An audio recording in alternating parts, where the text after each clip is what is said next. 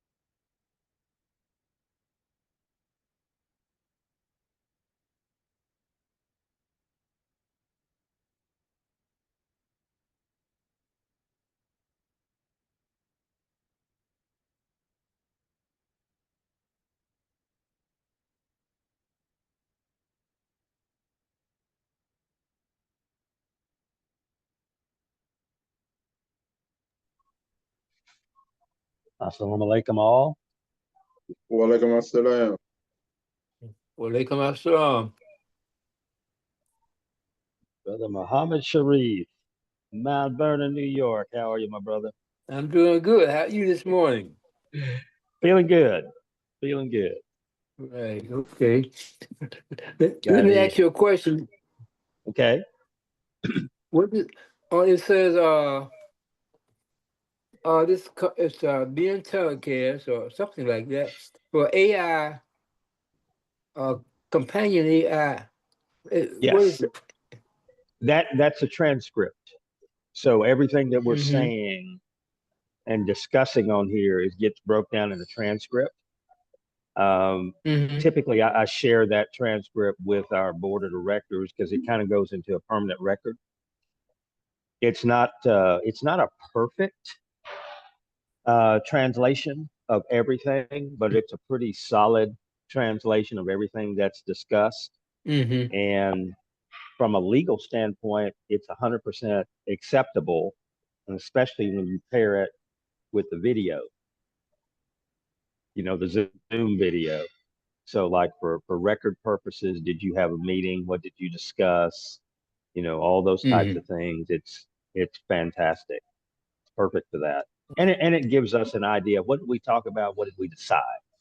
What were some of the points that we need to follow up on and all those things. So I think CWSC in all of their broadcasts now that they moved over to Zoom, they're using also some type of an AI companion that is also doing their note taking for them as well. And I think everybody that moves to the Zoom platform or WebEx is going to get that same treatment where you get good note taking. Right. Okay. Then you pass it on to the board member that wasn't present, and things like that, right? Well, I mean, even if you're present, I mean, just think about your normal interaction. If you're paying attention to what everybody else is really saying, you're probably not taking exact notes. of everything that's being Right. I said. got You might miss something. So if you have you. I this, got then you. you can Got you. go, yeah, right. Mm-hmm. Mm-hmm. Okay. Yeah. Thank you for that explanation. Yes, sir. Assalamu alaikum, Brother Omar, Brother Rashid. Walaikum assalam. Alaikum assalam, Brother Umar, Brother Imam, Brother Muhammad. How you Well, doing, my good brother? I'm doing good. Our praise be to Allah. Doing good. Alhamdulillah. Yes, sir. Alhamdulillah.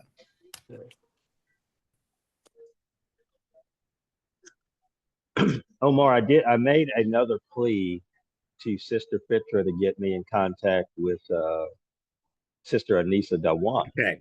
Because Okay. I noticed that she is doing a presentation on Study Al-Islam during Ramadan in March, I do believe. I know I saw Yes, her sir. picture there and Yes, she's doing yes, sir. so, She's in there. Yes, sir. yeah, so they've got to have some way of contacting her. So I asked for Sister Fitra to share my information with Sister Dewan. Hopefully she'll contact me, and because like I said, I'd love to get her involved in that project. You know, I got her phone number, Brother. Do you? You need to share Yes, that sir. with Omar. All right. I definitely pull it up right now. Get it put in the chat. Okay, the sister's cool with you putting her information in the chat. Yeah, she is. Okay. she gave me carte blanche. All right.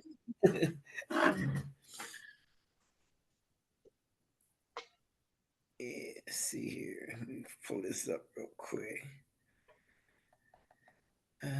Lisa. Let me grab this.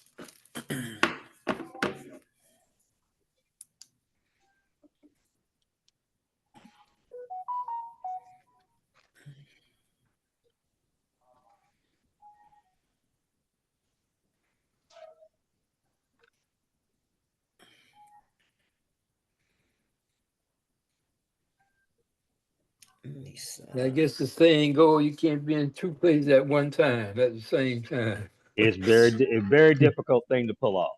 Very Yeah. difficult. Mm-hmm. We You, got a lot of people in the community there on Study Al-Islam also this morning at the same time. exactly. Exactly. Like yesterday, I know that there are programs all day long, AM 360, whether it was a Zoom or however they had it. I was at a program, it was titled 2025 DFW, meaning Dallas Fort Worth Civil Rights Program. And the majority of the speakers and presenters were Muslims. So I've got the program here in my hand. So I'm going to give you guys a rundown of who was speaking. So the welcome was given by Khalid Shaheed II. He's the son of the Imam Emeritus of the Dallas Masjid of Al-Islam. Mm. Then the opening prayer was given by Imam Al-Amin Haq. He's the associate imam of the Islamic Association of DeSoto, Texas. Then the occasion, bringing us to why we were there, was delivered by Imam Khalid Shaheed Sr., the Imam Emeritus of the Masjid Al-Islam, Dallas Masjid Al-Islam. I'll skip some things, and then we had a presentation by Beans and Chai, or it's supposed to be Bean Pies and Chai, which is a Islamic brother who's the head of an Islamic group that does Islamic poetry. So they did a poetry piece in there. It's pretty good. Then we had a reflection and prayer by Imam Muhammad Abdul Jami, who is the resident imam now of the Dallas Masjid of Al-Islam. Then we had reflection and prayer by Imam Abdul Malik Muhammad, who is the resident imam now of the Islamic Association of DeSoto. The other brother that spoke was uh, the associate imam. Then we had a presentation by Whitney Abdullah, who I believe is Imam Yahya's granddaughter. I didn't get a chance to speak with her, and I didn't see her grandmother there. which she would normally be, but I think that's Imam Yakta's granddaughter. Then we had a presentation by Lion Speaks. Now, Lion Speaks is another Islamic youth organization that promotes spoken word, music, all these different things. And we had another reflection by Imam Shadid Hakim, who's the associate imam of Dallas Masjid of Al Islam. And there were 1, 2, 3 reflections or presentations by Christian ministers, an address by a Dallas City Councilwoman, Carolyn King, who I've know her family, and a pioneer in profiles by Dr. Ed Gray on just the Dallas civil rights history and all those types of things. It was a very interesting program. What got me about the program, well, there were 2 things that struck me about the program, and this is something that gets me about a lot of the programs. And I'm going to go to another Islamic-led Black History Month program today here in Dallas at the African American Museum of Art, is that there is a tremendous amount of history. There is a tremendous amount of going over again the injuries and degradations of the past and glorification of people who were in that and survived it and laid the groundwork for where we are today, which I have no problem with any of that, really. I think you need to know your history. I think you need to know who your heroes were. Heroes could be all caps, could be no caps, however you look at that. But there was nothing spoken about the plan going forward. That was one thing that struck me, is that there was nothing spoken about the plan going forward. The second thing that struck me is that they gave a very limited, sketchy history of the Dallas Masjid of Al Islam and its progress from starting on Westmoreland Street, moving to Flora Street, and then finally its present location on Harwood Street in Dallas. And they skipped 100% over the fact that that purchase of that building and that land that still exists to this day where that masjid sits was made by Imam W.D. Muhammad with the help of Muhammad Ali and some other brothers to purchase that. They didn't work that in. And it would have been too easy to work that in because it is a known history. So, and it was mostly an African American audience. There were a few, Arab American, I would say Asian Americans in attendance there. Some of them who know about the Imam, some of them who don't, I'm sure, because there were some that were in their 20s who may or may not be familiar with Imam W.D. Muhammad. But they need to know. And that was an opportunity missed. So I run my mouth off to sell that because that was boiling in my head all night. So I had to get that off my chest. Welcome Imam Talib,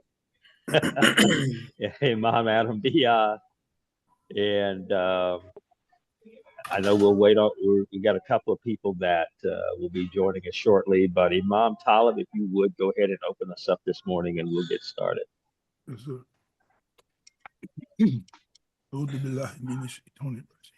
Bismillah ar-Rahman ar-Rahim.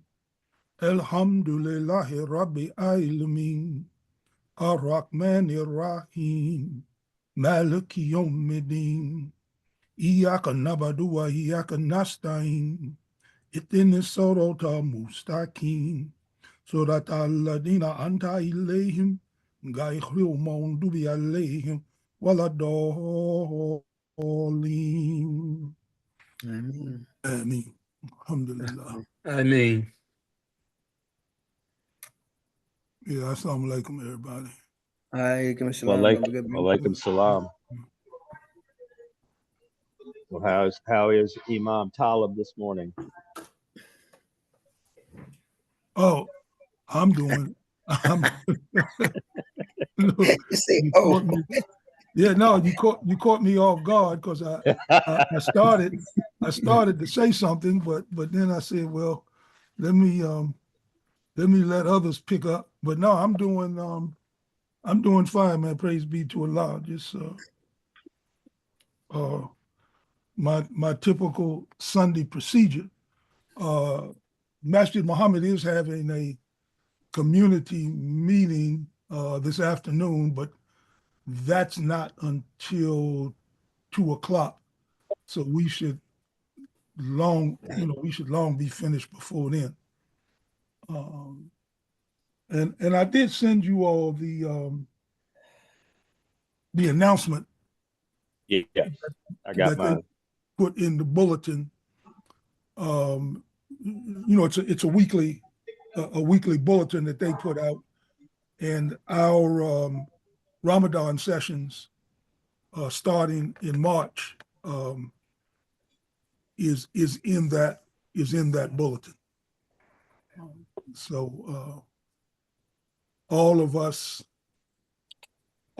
who are going to be presenting, and if you don't remember or know who you are, before this meeting is over, we'll give you a reminder.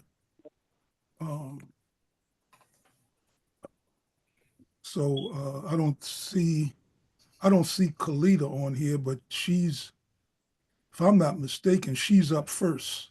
Yeah, she will be next Sunday. Is that? Right. I think that's when we're starting. Yeah, so she will be our first presenter, Right. and I'm sure yeah. she'll be prepared. Right. And Sister Martha is next. Imam Tariq is the third session. Let's see. Omar is the fourth. And I am the fifth. Now mine may be preempted by the Eid, but we'll see. Okay. Well, one thing, what I was thinking about, and if this can be pulled off, and I need to talk to you, the folks at Zoom about this, is for people who miss our Ramadan sessions. I mean, they're only scheduled for 30 minutes. I mean, the presentation part, anyway, is only 30-minute presentation. If they miss that, it being Ramadan, that our collective conversations that would normally happen that following Monday evening, that we might replay the Ramadan session that Monday evening. Okay. And I wanted to get you guys' thoughts on potentially doing that. And the other thing, Imam Talib, well, I don't think we could do that because again, we would be in the Eid, because I was thinking that if you did not have an opportunity to do your presentation, that we would just move your presentation to we could still do it to the next scheduled collective conversation. Right. If you were, right? Yeah, well, let me say this, because one of the things that I wanted to express to us, and this is more of a self-critique of the presentation that I did, and I'm just going to put this in the category of lesson learned, or at least I hope I got my own message. What I am offering, and I think we need to bear this in mind when we have these conversations, like for example, the presentation that Omar is going to do on the 50-30-20 plan, when we get around to that hour and a half program, I'm not talking about the 30 minutes he's doing for the Ramadan session, but those longer programs, I'm going to start tailoring my presentations to be more concise. That is, to focus on one particular aspect or maybe a couple of aspects of getting your affairs in order, instead of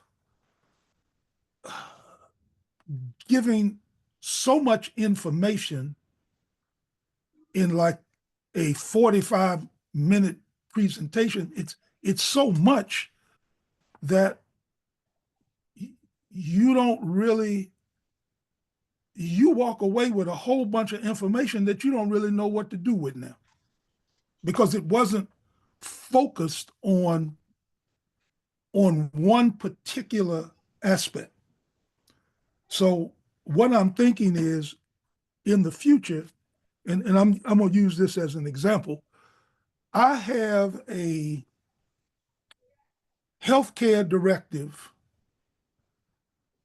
with a healthcare power of attorney with an advance directive that can widely be used across the United States. So my thought is, the next time I have an opportunity to do a longer presentation, I'm going to take that one document and go through it like line by line.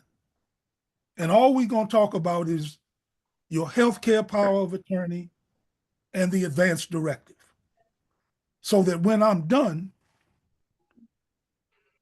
you're not going to be so confused that you don't do anything. So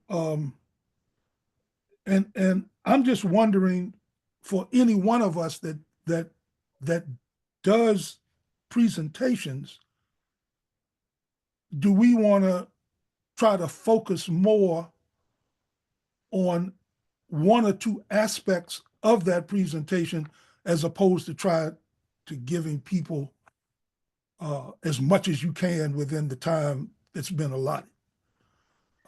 That would be advisable. Yeah. And I've thought about that. I've long thought about that. When we initially started discussions about investing in treasury bonds, for example, the process for setting up your Treasury Direct account and actually starting to purchase bonds and all that, those of us who initially did it eventually it worked out to be fairly simple for us, but there were probably stops and starts in that process. We're going, oh God, they need that information. Oh, I didn't know they were going to ask that, or those types of things, because you didn't know what that process was going to be. Right, you didn't know what to expect. Yeah, exactly. Right.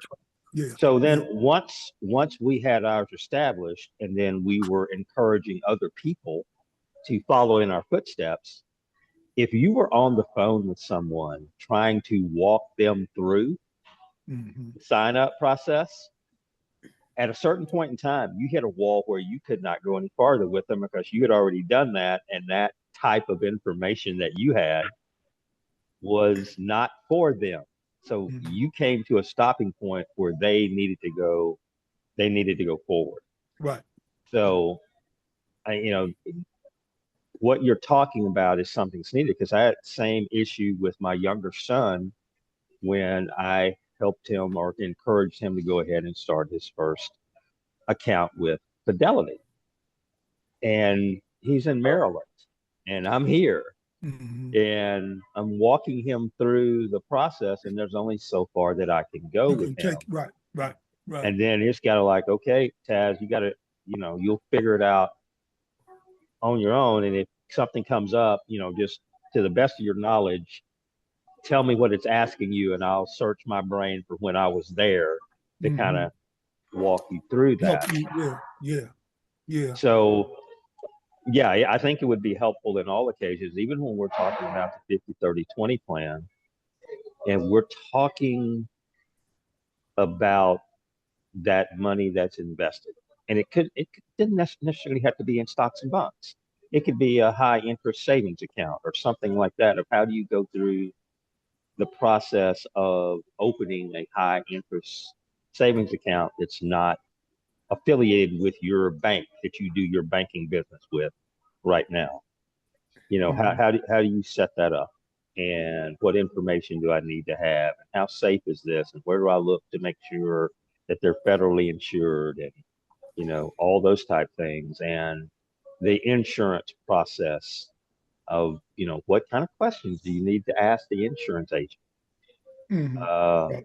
Even when you're buying insurance, and you just, well, it costs $20,000 to bury me, so maybe I should just get $25,000 worth of insurance. Is that what those questions and things of that nature to help walk people through these financial decisions that we're encouraging them to make, to give them a little bit more clarity. I think you're dead on something there that we need to figure out how we work that into a full presentation. Right. Baby steps. Baby steps. or just really, it's line by line. I mean, whatever you want to call it. That's right. Let's go line by line. Right. And make sure that if you've never seen a will before, or any sort of power of attorney or advance directive, any of those things, if you've never seen a trust, right, you have no idea. I mean, I'm now, as we speak, every week, I'm going this will be the third week, I'm going back through our trust page by page. Yeah. And I'm telling you now, there's stuff that's in there. It needs to be in there, but I didn't know it was in there. Right. And so I can imagine someone who's never seen these documents not understanding it. And the other thing that I'm doing while I'm thinking about this, the other thing I want to do is, and I'm encouraging us to do as best we can, is to keep the language simple. Right. So I don't want to talk about an executor or an executress anymore. All right, because that's language that everybody may not get, but everybody understands what a personal representative is. And so I want to, and again, this is just self-critique. But I want to go back through my own presentation and start to change the language so that it becomes clearer to people. Most of us use or are attracted to simple explanations, simple language, so and I'm just encouraging us to follow that same prescription, because it's going to help. I think it's going to help more people. And for those that happen to be sophisticated enough, to understand a higher set of language, well, let's all get there together. So Carl, anyway. let me ask a question, brother. All right. It's a legal document. Right? It's a legal document, which is covered by legal language. So if we say personal representative, there is no term for that in legal language, right? Correct. It's accepted. Well, it's acceptable. By who? Every state. Personal representative? Yeah, you can substitute the word executor or exectress, which is the feminine version of the same word. You can have the word personal representative. All right. Yeah, in fact, So some states have that in the language. And all right. particularly So, let me finish, financial powers of attorney, healthcare powers of attorney, that language, personal representative, is used in more states. The word executor, you will only find that word, or exectress, you'll only find those words in a will. That's the only place you're gonna find it. You will also find those in trust, though. Wills and trusts. Yeah, you can see them. You'll find it. You'll find it in trust, but well, I can tell you this: that word is not in my trust. Executor is not in my trust. In fact, the language that's more used in a trust is a trustor, trustee. True. Co-trustee. Okay. So okay. That's how that language. Go ahead, Adam. I'm sorry. So question is, how does one become a personal representative? That is the question. That is the question. Because I got clients every day that get personal representatives. Because they always telling me what they said. Yes, sir. You understand? Yeah. Yes, sir. Right. That's right. I think we just need to make sure that whatever term we give them, that they meet the legal standard. Right. Yeah. The minimum legal standard to do that. Yeah. I apologize. I'm looking because I finally got around to going through some of the material that I've been, collecting on this process, and I did find, and maybe before we get off this call, I'll put my hands on it again. But I did just look at it yesterday, and I've got something that I did like months ago, maybe if not years ago, on how to choose a personal representative. So you're absolutely right, and that becomes and how you designate them. Yes. Right. Yep. That's right. How you designate them. That's right. Yep. So the big thing in Texas is court decisions. And most of the time for most of our community, this doesn't come into question, but it does come into question when there are disputes between families.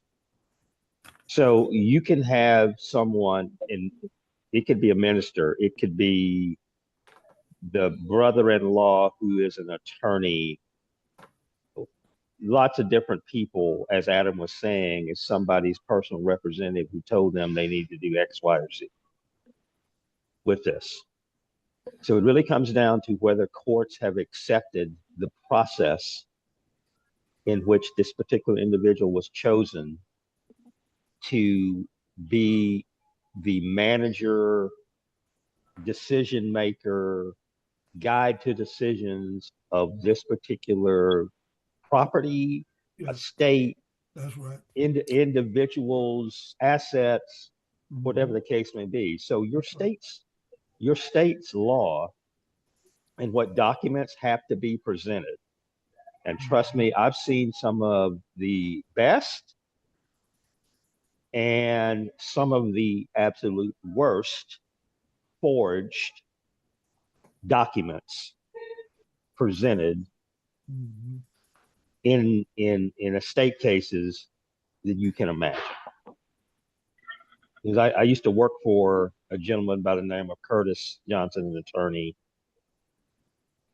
I used to investigate people for him because people would bring all kinds of forged documents. That's right. into things where he was overlooking the estate for final settlement, taxation, all that kind of stuff. Anyway,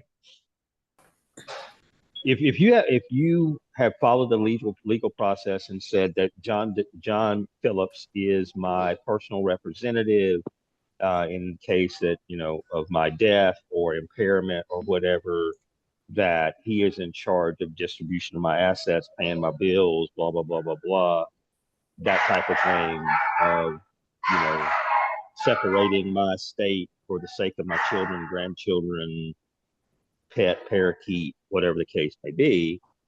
And if there's a precedent for that in the state in which you live, that has been accepted. Right. And in the South, in particular, that's worked a lot of times in the past. So as a part of that particular state law, you're fine. Don't try that in California. Don't try that in New York State. In particular, those two states I know. You can't do that in those states. There are very strict laws. So I think when we're explaining things to people, I think there's an explanation phase of what is actually happening and who this person with this name or this title that doesn't make any sense to you, of what they're actually doing for you or on your behalf. That there's that explanation phase. But I think in the point that Adam's making is to be safe, is that when you actually present the document itself, that it is probably best to use language that is accepted in more places than not. That there would not be a question like, well, you don't have to use that big uppity language here, but you did, so that's fine. Like, you may not have to use that big uppity language in Mississippi, but if you did, the court's going to accept that big uppity language in Mississippi or Alabama or Idaho or South Dakota, places like that. Right. So that's the way. Let's do the explanation. Let's let people get comfortable with what we're talking about. But if we were their real attorney, that we would say, no, we need to put this in there as trustee or executor or whatever. That's right. That's the way I would go with it. No, you are absolutely correct. And in fact, one of the ways that we can help people to understand these roles is that the whole purpose of going in to probate a will is for the judge to approve the person that you have selected. Correct. And if the judge if that person doesn't rise to the level of what the court is anticipating you're able to handle through the process, they're going to assign an attorney to you. Or they may even decide that the attorney is going to handle it. So you can fully anticipate that if you walk into a courtroom with a will to be probated, whatever is in that estate, you can feel pretty comfortable that it's going to take you anywhere from 12 to 18 months, and it's going to cost at least 20% of the value of the assets after bills and any debt is paid. You can just kind of write that down and know that's what's going to happen. The fortunate thing is, for a lot of us, depending on where you are, the courts have small estates. So if your estate in Virginia, you can sign an affidavit if it's less than $10,000. Now, to Edward's point, about the fraud, that's where fraud comes in. People sign affidavits saying that, you know, my father, my mother had, their estate is less than $10,000. In other states, it's 25. In some states, it's 50. If you have a small estate, you can probably get through that process in 90 days or less. But everyone else, you going through court. And the choice amongst the living is to sacrifice the money up front to have a trust, put your thing in a trust so that you don't have to go through probate. Your last will and testament won't be a public record. That everything needs to go in a trust. Now, yes, trust costs more money. And it depends on the complexity of the trust. For most of us, it's going to be on the low end, you know, because we're not dealing with a lot of assets that have value to the trust. They might have value to you personally, but they don't make it in a trust. And a trust does contain, every trust I've seen contains what they call a pour over will. So that will, that pour over will, that what's in that pour over will are things that you could not put in the trust. That's what's in the pour over will. So that will would have to be probated, but that process is simpler because when you walk into the court, you will let the court know that this will is a part of a trust. You have to be, Imam Talib, you have to be really careful with that. Mm-hmm. And again, for most of our community, it doesn't matter because we don't have $15 million in assets, majority of us in our community. So we're not going to be dealing with large estate tax bills and things of that nature. Right, that's right. One of the important things in construction of a trust when people are wealthy Mm-hmm. is the avoidance of incidents of ownership. Mm-hmm. So if I establish a trust for, let's say I actually became wealthy, and let's keep that in your prayers, everybody. So, and so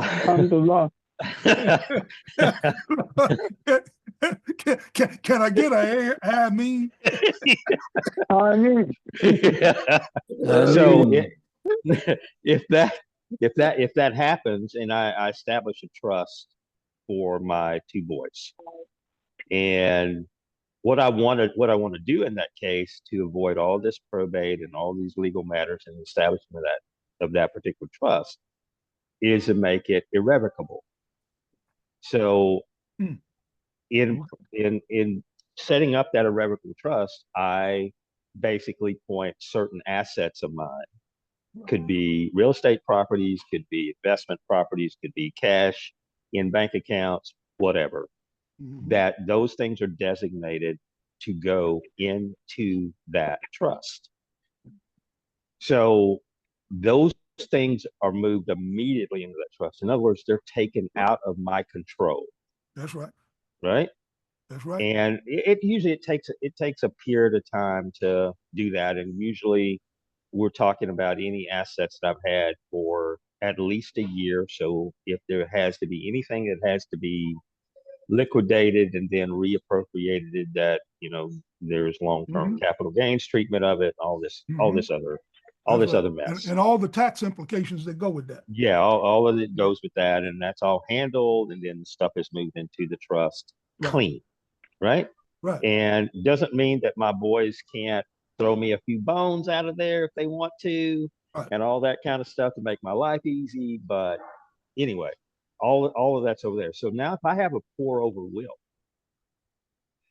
the pour over will has to be written in such a way that there is no implications of, well, these assets in this will pour over into such and such trust, at the time of my death.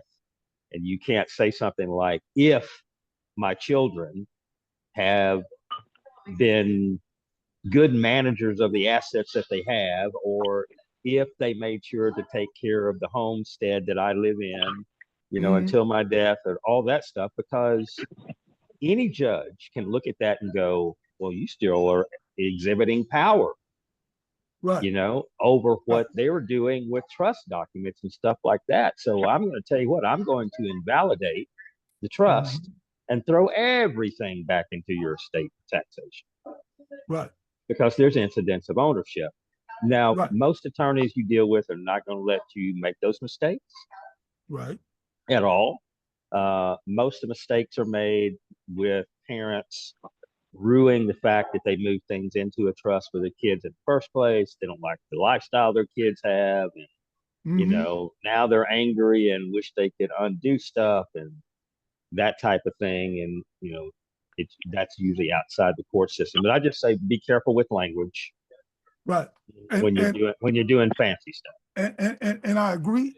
In fact, that scenario that you just gave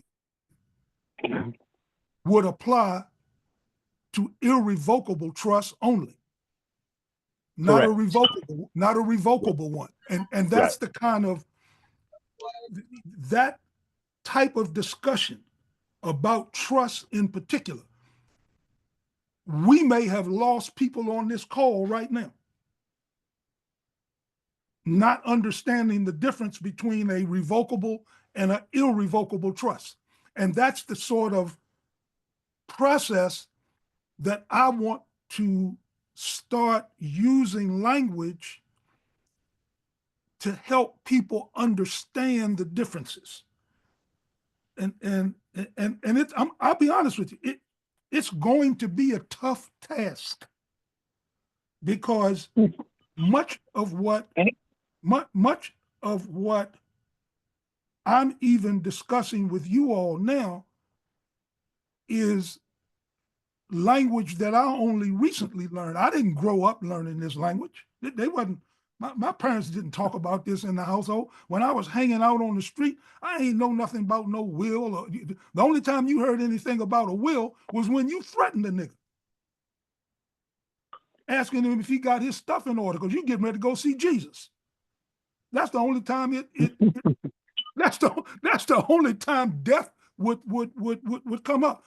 So I'm in agreement with you. In fact, I'm in agreement with all of us that when as we are going down this road, we need to be careful in terms of where we are leading people to. Because I don't want anyone walking away saying, well, Imam Taladeen said such and such and such and such. Well, no, I want to be sure that when I give you this information, that it's going to be correct, that it's going to be able to withstand, it's going to be able to withstand a legal challenge with the understanding that anything that you do, even when you go to an attorney and have it done, it can be challenged in court. That may happen. I don't want to go that far. Sorry, ma'am. Go ahead, Adam. Go ahead, Adam. Now, what is the purpose of the conversation? Is it to give them information they do it on their own, or to provide them with information to know they need to get some professional help? What's the purpose of it? I'm going to say to guide them to professional help. Okay, so if that's the purpose of it, then why are we worrying about them taking an attack that's going to blow up in the face? I think he was more tongue in cheek, Adam, when he said that, because the thing that I want is I want 1,150 Muhammad Sharifs who are going to listen to the information and then ask you a whole bunch of questions about it. And in the question that they ask, then you're going to point them toward a professional and say, you need to go talk to your accountant, you need to go talk to your lawyer about the next level of this. Because majority of the time, the information that we are going to give them, and I hope it's the highest level, that highest level is general information and maybe a little bit of specific guidance, but mostly the highest level of general information that's going to get them or prompt them to do the basic things that they should have been doing anyway, and maybe have but didn't understand exactly everything that they did. But now they've got started. Now they're actually investing $100 a month in a mutual fund or exchange traded fund, that they now have a high interest savings account and all of these other things. And they need to do some planning for what that's going to look like in the future, of mapping that out. Do the 50-30-20 plan. Now let me actually go sit down with a certified financial planner and my accountant to figure out what the tax situation is going to be, what my investment picture should look like a year, 18 months from now.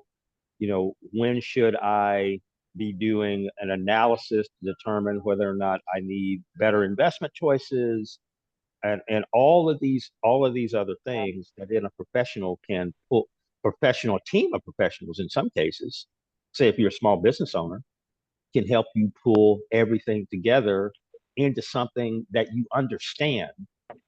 Now, what is going on with your financial life? Does it affect your business? Does it affect your household, future planning for all kinds of things, from retirement all the way back to paying for daycare or college education. So hopefully we're going to move people to the highest level with language they can understand, and then push them to professionals. That's where I see us going. And hopefully we have professionals that are going to become part and parcel of everything that we do, either as direct members or ancillary members, that in every state that we can say, well, you need to go talk to so-and-so. You need to go here. Here's a number. Here's an office address. Here's an email. You need to be talking to this person, and help them figure that out. There was a question last Monday in Imam Talib's presentation about taxation of Social Security benefits, and an individual who was making enough money on the side, outside of his Social Security benefits, that he was going to be in a tax situation. Well, what should he do? Because he doesn't really want to impact his Social Security. Well, a lot of people on Social Security would love to have that problem. If I'm making so much money that now it's going to start affecting my Social Security, what kind of planning can I do? And I told him to call Adam. I can't remember where the person lived. There may have been an accountant that actually lived next door to him, right? We don't have access to all those resources just to be able to say, hey, look, there's an accountant in your neighborhood that you can talk to. Hopefully he's Muslim brother or sister. But that also, of having those professionals attached to Graceline Community, that's also part and parcel of the goal of being able to give people information at the highest level, and then take them to the next level of, okay, I've taken you as far as I can down this path. I'm going to hand you off to a professional. That's where I see it.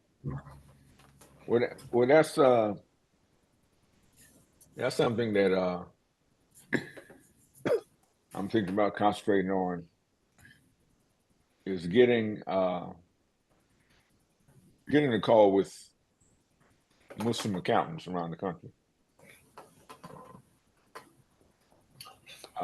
getting them interested in Graceline, and to have a forum where we can have discussions and hopefully drive Muslim clients to them, you know,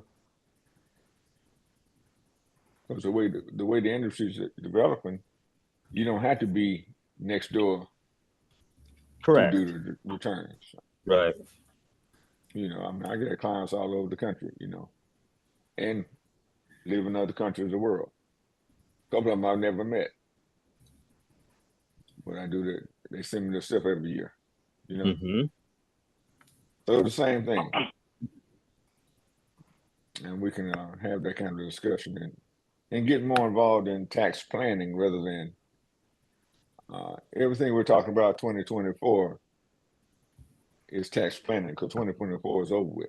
Exactly. I mean, it's not tax planning, but it's not the doors for the most part for 95% of the things that a person can do.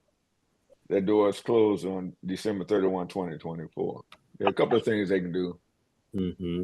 now, but it's kind of like too late. So it's not tax planning, but we need to do more tax planning. And I had a client. I don't know if I mentioned this last week. I had a client that called me up. He's Chinese, and he married a Caucasian GI at the time, and they divorced, and she owns about 8 rental properties. Well, she gave 3 of the rental properties to her daughter, right? And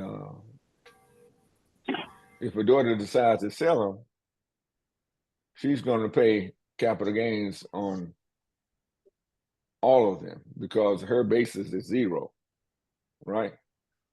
Right. And that's something Tyler might be discussed too. Her basis is 0 because you gave it to him, and she didn't have an economic cost. Right. Exactly. Whereas if she waits until she passes and give it to her daughter, now she has the value in her daughter's hands is the cost of the house at the date that her mother passes, right? Mm-hmm. Mm-hmm. I tell all my clients, don't give them nothing until you die. I'm gonna say it like that, but you know,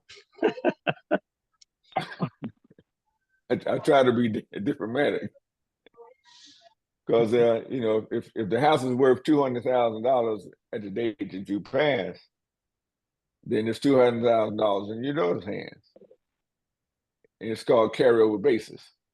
Right.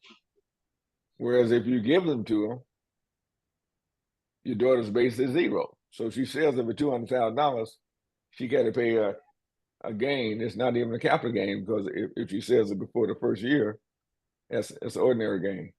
She had to pay it on $200,000. Whereas if she waits 2 months after you pass and sell the property and she sells it for 210, she only has to pay tax on $10,000. That's substantial. You understand?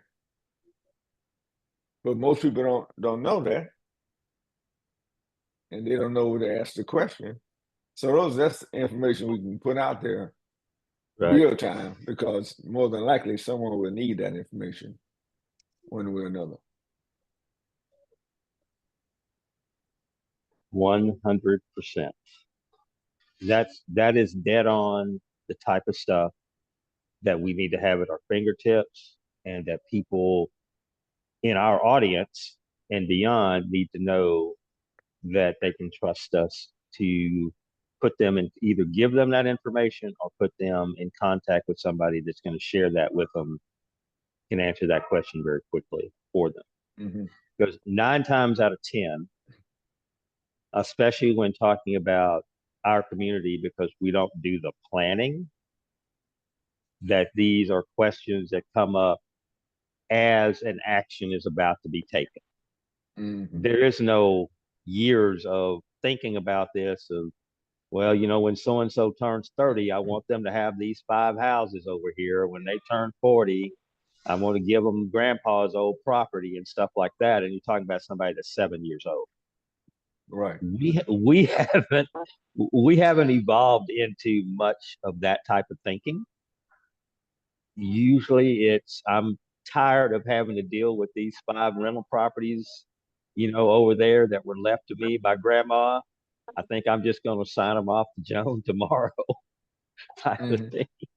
And that's the kind of stuff that happens in our community a lot, It you does. know? It does. And a lot of times it's the children worrying the parent going, Mama, why don't you just let me have those properties and I can take care of all that? And after 2 years of hearing that every other day, Mama decided, well, you just have them. I'm going to sign them over to you. I'm tired of talking about Right. Right. That's the conversation. it. Exactly. Because it happens in my own family. Well, I asked, the name is Miss Judy. I said, Miss Judy, why didn't you ask me about that? I said, the attorney that she got to make that transfer of property just did it. She didn't even meet the attorney. It was all done by phone. No one gave her that advice. The attorney couldn't see past getting that fee, rather than give them advice to say, why don't you wait? You understand? Oh, And my that's the goodness. problem. Yeah, really. Really. I wanted to cuss that attorney out, but I don't know. I She want to didn't give sue that attorney. That attorney violated everything as far as I know the attorneys are supposed to do. There was no counseling done in that. right. I mean, they're just collecting a fee for tapping some keys on a keyboard. That's ridiculous. It is really. Really. And I guess that's where that's where we at Graceline come in, at least be able to plant a seed that allows people to ask a few questions Mhm. and not only just ask the questions, but either get the answer in writing or you write it down so that you can better understand what this person may be talking about and are there any other issues that you need to be concerned about that may not have been expressed to you, because the theory is that, you know, if you are a licensed anything, that you are you have been approved by the state and some other body that says you are a professional. Well, um, I've had bad electricians, bad plumbers, roofers, bad attorneys, and and no offense to Adam, accountants that I did not hire. I mean, I remember when we were searching for an accountant, we interviewed 5 firms before we chose the one that we did. And we chose them not only because we chose them because they were the best fit for us. And it was based on the other 4 that we interviewed. When the receptionist found out who we were, they started telling us all of our business, what they had heard about us. You know, and that was not the place for me. I don't want to be in a place where the receptionist is talking about how well we're doing, how successful we are, how much money we're making. You're an accounting firm. You don't have no business talking about our money. We ain't even got here yet. and you're already talking about us. So all professionals are not equal. I think the advice that we offer each other is valuable. I still, to this day, thank Allah for putting me with this group, because it was that discussion that we had, I don't know, maybe two, almost 3 years ago, on getting the I bonds. Well, damn if I ain't go get some. You know, and every now and then, matter of fact, when I get off this call today, I might go and check and see what it looked like. You know, so we are giving good information. I mean, this information is excellent. That 50-30-20 plan, that the work thing that Omar put together. I used that in more advanced stages to make a personal decision that I'm going to get myself out of debt. I'm going to stop using the crutches that I've been using that have kept me in debt. Now that's changing. And by the end of maybe the third quarter, I mean, inshallah, I'll be down to less than $5,000 in debt. And that's down from a high of, just in the last couple, 3 years, of $55,000. So I'm getting there.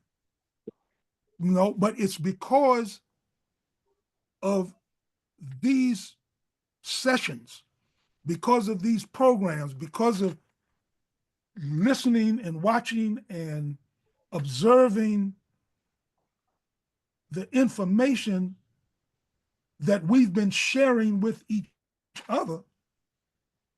I mean, it's you know, I'm like a recovering addict. You know, I'm gonna tell you, I mean, you know, keep coming back because it works. You know, so and that's the message that I hope as a unit we're able to spread to anyone that will listen to us. And then go out and do the things that we are suggesting, recommending, and give it some time to work. I mean, I don't think any of us has a magic bullet.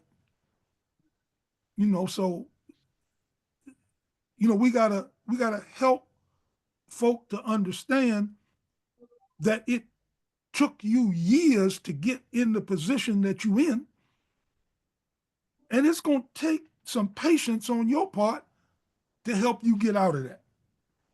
You know, especially if you are, you know, a spender.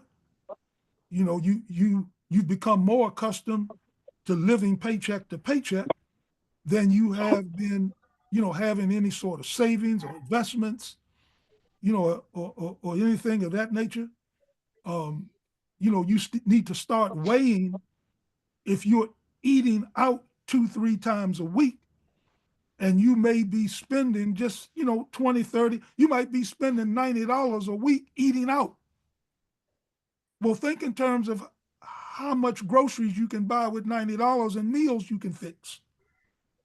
And perhaps you'll stop eating out so much, stop spending so much, you know, and I mean, just on and on. So, I mean, I want to encourage us to keep moving in the same vein we've been moving in, and keep improving on those things that we can, where we all can find room to grow.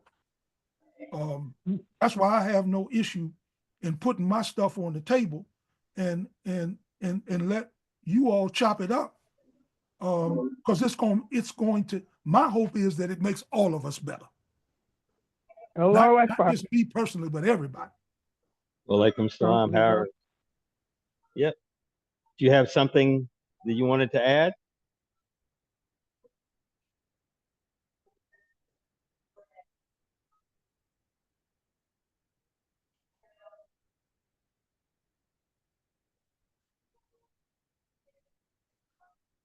Who is that from the 201 area code?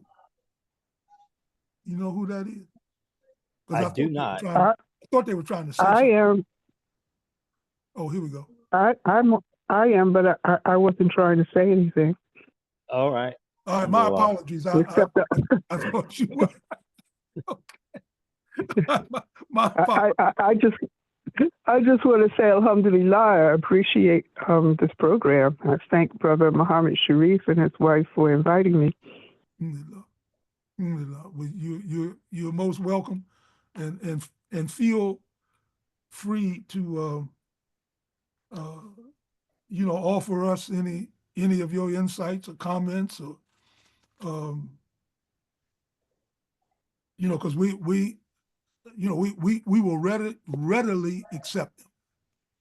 So, And what's your name, sister? What's your name, sister? Zakia, Brother Adam. Yeah, Oh. This is Zakia, new man. Oh, assalamu alaikum. How you doing, sister? No, Good, thank Allah. Good to hear from you. Good to hear you. Alhamdulillah. Yeah, sister Zakia. Yeah, her husband, Imam Newman, he wrote a lot of books, and we should sell his books in our bookstore. So I've been on here for years. Assalamu alaikum, everyone. Martha Nyla here. Walaikum salam, Sister Martha. Okay, alhamdulillah. Walaikum salam, Sister Martha. How you doing? Alhamdulillah. Thank you. Alhamdulillah. Wonderful, wonderful. Yeah, you'll see my advertisement, right? Yeah, we see it. Your technology is really advancing here. Since y'all gave me that lesson last week, I've been really diluting myself into learning more and more. You done dove in with both feet. Well, that's what I did with Graceline's advertisement, Talib, too. Yeah. On ours, we're actually on Facebook. Tell me, was that a mystery? It was a mystery. Frightened as I was, I went into it, but alhamdulillah, learning more and more about Zoom. You giving me some encouragement, because all I be doing is sticking my toe in the water. Alhamdulillah. Oh man, all right. Sister Martha, you like the way I played that video last Thursday? I say, go Adam, go. I was a cheerleader. Yes, sir. I'm gonna tell you how I did it. Real simple. I went on YouTube.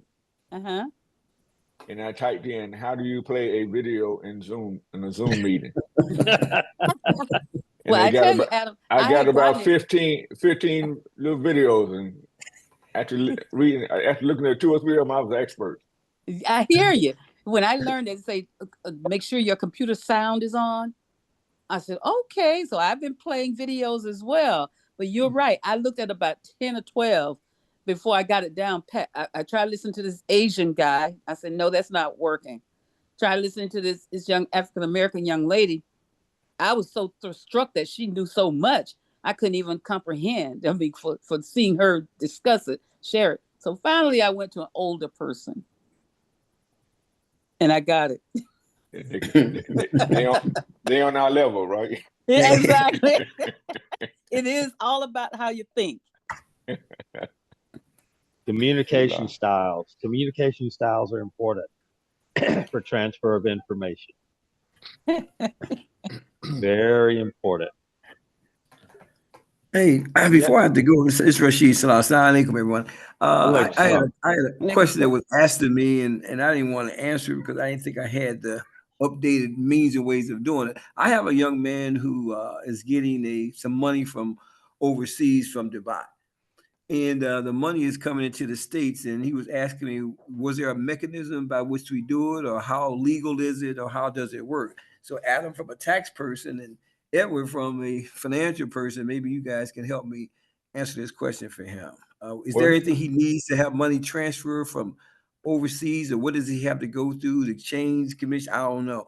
I can't remember. No, he needs a bank. He needs a bank account to receive the money. Got the bank account. Okay. And so if it's over a certain amount, there's some paperwork, banking laws. Yeah, he's got to fill out. Yeah, he got $350,000. So number one, Oh, but Go ahead. Let me say this, Edward. Yeah. Well, see, keep in touch with him because we're gonna know after he gets it what he should have done. Right. Okay. Okay. Right. Yeah. So You on always get that the twist out of. I love the twist. number one, on the end of the person who's sending him the money, right? The sender. Right. There's a whole bunch of paperwork that they will do on that end, since they're the owners of the asset, Got it. to be able to transfer that money through the SWIFT system into the United States central banking core, to be then distributed directly to his bank. So Right. they'll do a whole bunch of paperwork on that end, and a whole bunch of that KYC, know your customer stuff, identifying who he is, what the purpose of the transfer is, blah, blah, blah, all that stuff. I don't know how he has his stuff set up, and it's probably too late to change it if it's just imminent. It's always easier to receive money as a corporate entity than as a individual when you're receiving money from outside the United States.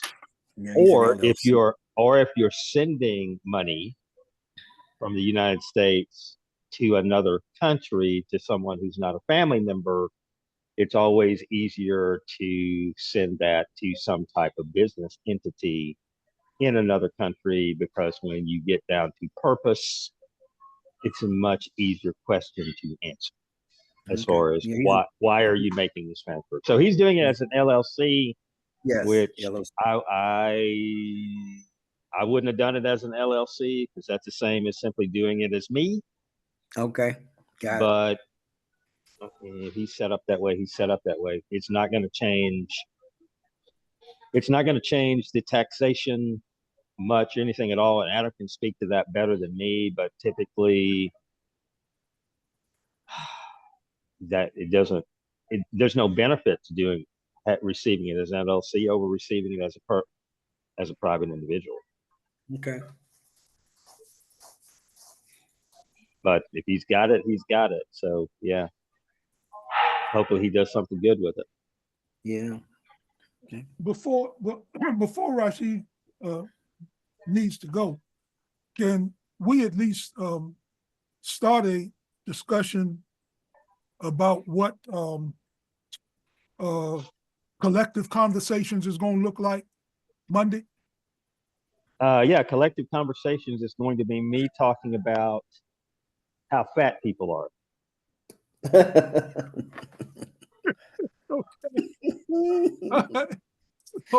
So Rashid, it sounds like you're gonna have a dog in that fight when you step up and talk about health and wealth. The cost, associated, the health cost, which turn into which are really monetary costs of obesity, is ridiculous. Okay. You could fund an HBCU. No kidding, bro. With the financial cost of obesity, it's ridiculous. Yes, sir. Well, I shared with you with my nephew, 42 years old, who had the massive heart attack and passed away. 525 pounds. Oh my God, I didn't know that. Ooh. Yes, ooh. 525 pounds, my brother. Yes, sir. Yeah, so I'm going to talk about our community, because I think we have a problem. Oh, seriously. I think we have a problem, and I mean, I know some of the hesitation, because I'm at the gym unless something's going on. I'm at the gym 7 days a week, and I don't see us in there. No, we're not. We're not, bro. It's shameful. All we have to do is look around within our own community. We just see people and they think because they got 20, 30 pounds, that's not healthy to carry weight, especially at a certain height. It's just devastating to the body. It really is. So that's a good subject. Yeah. So just the cost of it, and what it would, the little bit that it would take to offset it and extend lives, save money, blah, blah, blah, all that type of thing. Just kind of a Ramadan lead in, because Ramadan's Yes. Ooh, yes. part of Ramadan, and maybe a small part of Ramadan is just the whole reset, you know, of our consciousness and, you know, everything getting reset during Ramadan and coming out better people. Mhm. I would really hope that we would look into our personal health and what that means for family life and community life and everything else, because that would be a part of our thinking. Ramadan and beyond, bro. That's a good start. Yeah. Yes, sir. No, I had one other question here. This same group of people who got this money from overseas, I have a young man in Arizona who has direct relationships with King David. They talk to each other 2 or 3 times a day. And he asked, did I have any type of venture that I will need some, like to get some money on? He said, as long as it's over $1 million or more, he can consider it. I said, okay. I said, I have a credit union that we're trying to establish. We need some funding to get it off the ground. What would it look like if we asked for $5 to $10 million? He said, send me the proposal, brother. I just left it alone. So I'm just asking, is there something we would be interested in potentially if Dubai wanted to, I don't know, will it be a loan? Will it be a funding resource or whatever it may be? Will we be interested in something like that? So number one, to capitalize a credit union, it can't be a loan. Okay. In as much as like what we understand loans to be. I understand. That is not allowed. Okay. So in 2022, Congress passed, I think it was part of a budget resolution act or whatever, and was pushed by certain advisory groups that work with the NCUA, had the NCUA's backing of a convertible debt facility that could be used for funding credit unions. So there is the legal language on it is, let me put it this way, you got to have some good lawyers. I'll put it that way to fully understand how it works, because there's a very fine line between you going through the process and then being issued a charter for a credit union. Right. And in the very next moment, basically having that credit union capitalized by this particular instrument. Sure. Or say getting your credit union charter, very slowly starting capitalization, being considered a small credit union, and doing the same thing. So it's one of those blink your eyes type of thing, and then the money's there, but you actually have to have created the instrument, right? The collateralized or whatever debt instrument has to already be created, be sitting there ready to fund. The whole thing has to be kind of rubber stamped by NCUA, but that's the way they would do it. And the payment on it. And here's the thing that would throw any kind of government, Dubai, Saudi Arabia, Jordan, whoever you want to think about it, is you're talking about convertible notes that are going to carry a coupon that is probably 1.75% to an all-time high of 2.25%. They're not going to make any money. Okay, so some type of depository type of thing would, like you said, we probably need to get an attorney involved. But if they want to make a deposit into our credit union, well, that's after a deposit. Opening an account in the credit union is no big deal. They can do that all day long once the credit union's open. Okay. Anybody can make a deposit as long as Okay. they're a member of Graceline at that point. Got it. But Okay. you're talking about an investment, which is totally different. Okay. And the investment has to be either handled as a donation or this convertible note facility that they have approved. Got you. I want to know which direction to go. I'm going after the deposit. So having said that, when we look at the, I think it was a matching pledge that Abdul Kareem made. Right. How does that work out for him? Because is he giving up $250,000 if we're able to match it? Correct. Okay. All right. Okay. Yeah, I mean, it's either that or I'm a person who's in favor of the convertible note, collateralized obligation, blah blah blah, whatever that is now allowed. I'm in favor of that, of using that instrument, because even for individuals who would want, and outside individuals, corporations that would want to support what we're doing, it gives them something in return. I don't care if it's 2%. It gives them something in return, and it's an easier conversation to have sometimes with individuals, even if they're contributing $20,000, $50,000, $10,000, that they have an instrument in their hand that shows that, they've made this contribution toward the credit union being capitalized, and at some point in the future, probably three years plus down the road, I think the average age of the instrument would probably be 5 years. Some could be extended as long as 7 years. That they would get, again, this is all based on success of the credit union, is that they would get in exchange for their capital investment a percentage of the dividend.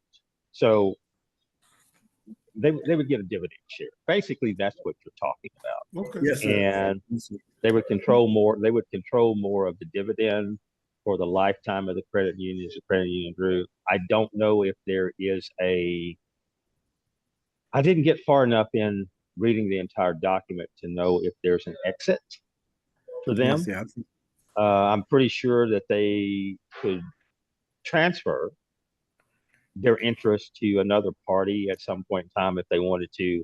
That's always allowed under U.S. law. But the credit union's never going to cash them out. Right. Got it. I understand. Yeah. The reason I asked that question was because I have an opportunity while working with this group to get some money to be invested into a new housing development concept. And since the guy he said, man, make it worth your while, man. No sense in trying to ask for $1 million. Ask for what you need. So $30 million of the funds that we were writing the grant for had to do with land acquisition. That was first. The other had to do with allow chicken manufacturing plant that's already in place, ready to go, just underfunded. That was another $30 million. Then there was a technology piece attached to it that I'm probably going to have to take out because the guy I was trying to utilize he's just wishy-washy. So I'm just going to stick to that. But what happened over the time, what I was thinking of, well, maybe since we're close to maybe getting a charter, where would that money be deposited at? I know we don't have it right now, a place to do it right now, but we can, formulate an account where that money can go into until such time as we're ready to open up our facility or become functional. So I said, well, why not take the opportunity? I'm ask for $10 million and leave it alone. It's only a yes or a no. You know what I'm saying? So packaging it was something I wanted to bring to the board and have a maybe discussion on it as we began to do this. So it's $130 million. If I include the credit union concept in there, so to speak. There was a 10 to 15 million window in there that will take this grant to something I think will be sustainable. It'd be worthwhile to even submit it, but I'm gonna put it in there. I just want to know, what I need to do on our end and I know how close we are, but why not? Because putting it in, another bank, it really don't matter. But I just had a question. Put it in the bank. Put it in the Bank of Whittier. Yes, sir. Okay. I mean, yeah. What I'm saying is, I think you shared it with me once before. You did share. Yeah, I mean, it's an Islamic bank. Yeah. So, my thought is this: if I'm the person, would it be an escrow account? Yeah, it would be an escrow account or some type of trust account or something. Yeah. In lieu of us actually being chartered and you're getting that type of thing. My thing is this: if I'm the person writing the check, so I've got some kind of fund that has $1 billion and I'm trying to figure out what I want to do with $1 billion. I'm going to include Graceline Community in it, that type of thing. And I decide to allocate $10 million to Graceline for the credit union, to support the credit union, just like what Netflix did with Hope Credit Union in Jackson, right? That type of thing. That's right. But Graceline Federal Credit Union isn't open yet. Why am I sending money anywhere? Why don't I just wait? I mean, I've made the decision. Now I'll wait on Graceline to open, and then when Graceline is open, I'll send the money. Why would I send it beforehand? I understand. And that would be my question if it was my money. Okay. I mean, hopefully I'm doing a good job of investing my $1 billion right here where I sit, that I'm just going to sit there and collect some more money on it before I have to send it out. Right. That's my thing. And anytime that somebody is like going, hurry up, give me somewhere to send the money, I'm skeptical. You gone? I'm gone. I hear you. I know what you're saying. Right? Because I'm a collect fast and pay slow kind of person. So most wealthy people that I know are the same way: collect fast and pay slow. So anybody that's trying to give me money like it's burning a hole in their pocket, I'm worried. But hey, if they got that problem, tell them to send it. Well, I'm just trying to find a way for us to participate in this particular granting. And they've sent some grants. Yeah, I think this guy relationship with King David over in Dubai. Who's King David? I think he's the nephew of the prince, the crown prince of Dubai. But then and his name is King David. That's who he referred to him as. So he okay. I actually call him the prince. Let me just say he talks to the prince. Okay. On an ongoing basis, and he's helped some people out on the West Coast, ascertain some funding. So, the biggest thing, all those dollars, they want to put them in a real estate anyway. So I was trying to find a way to get involved in a project that would generate and create some housing development with this new technology that they have. There's a lot of it out there. I think you had mentioned some things also, Edward, about all this new housing and new technology for building and so forth and so on. But this here is a really unique guy out of California. Very, very he's building a manufacturing plant that he can build 2,000 houses a year with this new technology that he has. This new manufacturing plant, which costs about $50 million to put it up, but creates 500 jobs. And I've seen the technology. I've seen the actual facility via video. And so it's something that he's on his way Tuesday to go there and speak to the people firsthand. But this guy here in Phoenix, who has this relationship with the prince, seems to have an easier access to funding that one would need to do some promotional things or development things here in the United States. They want to bring some money in the United States for whatever their reasons are. So So here, let me just offer us this. listening to you, it reminds me of an experience that we had in the mid-90s when we were working with the National Gang Peace at our first summit in Kansas City. Yes, sir. And we had a young boy, a hustler, drug dealer, who word got back to us that he wanted to give us $10,000 in support of the work we were doing to establish, peace between, these gangs. Yes, sir. In the area. And we had a discussion about it, and the final decision was not to accept the money unless he came with it. So if he wasn't going to participate in helping us to stop these killings and stop these differences between these gangs and to stop doing what he was doing, that is selling drugs. If he wasn't willing to do that, you can keep your money. Okay? Because, and I'm saying this to say that I would rather have this brother that you're speaking of, who knows the person with the money, I would rather have him join with us and learn more about what it is that we're trying to do before we just go and take money from anybody. So typically, I would tell you if you offering money, I'm not going to turn it down. So I appreciate Edward's suggestions as to how we could be in receipt of the money. But I would want to know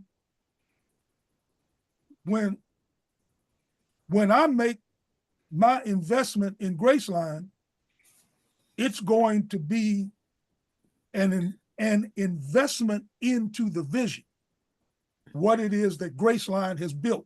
I may not even be able to see it personally, because none of us know how long we're going to be here, but I'm investing in the vision.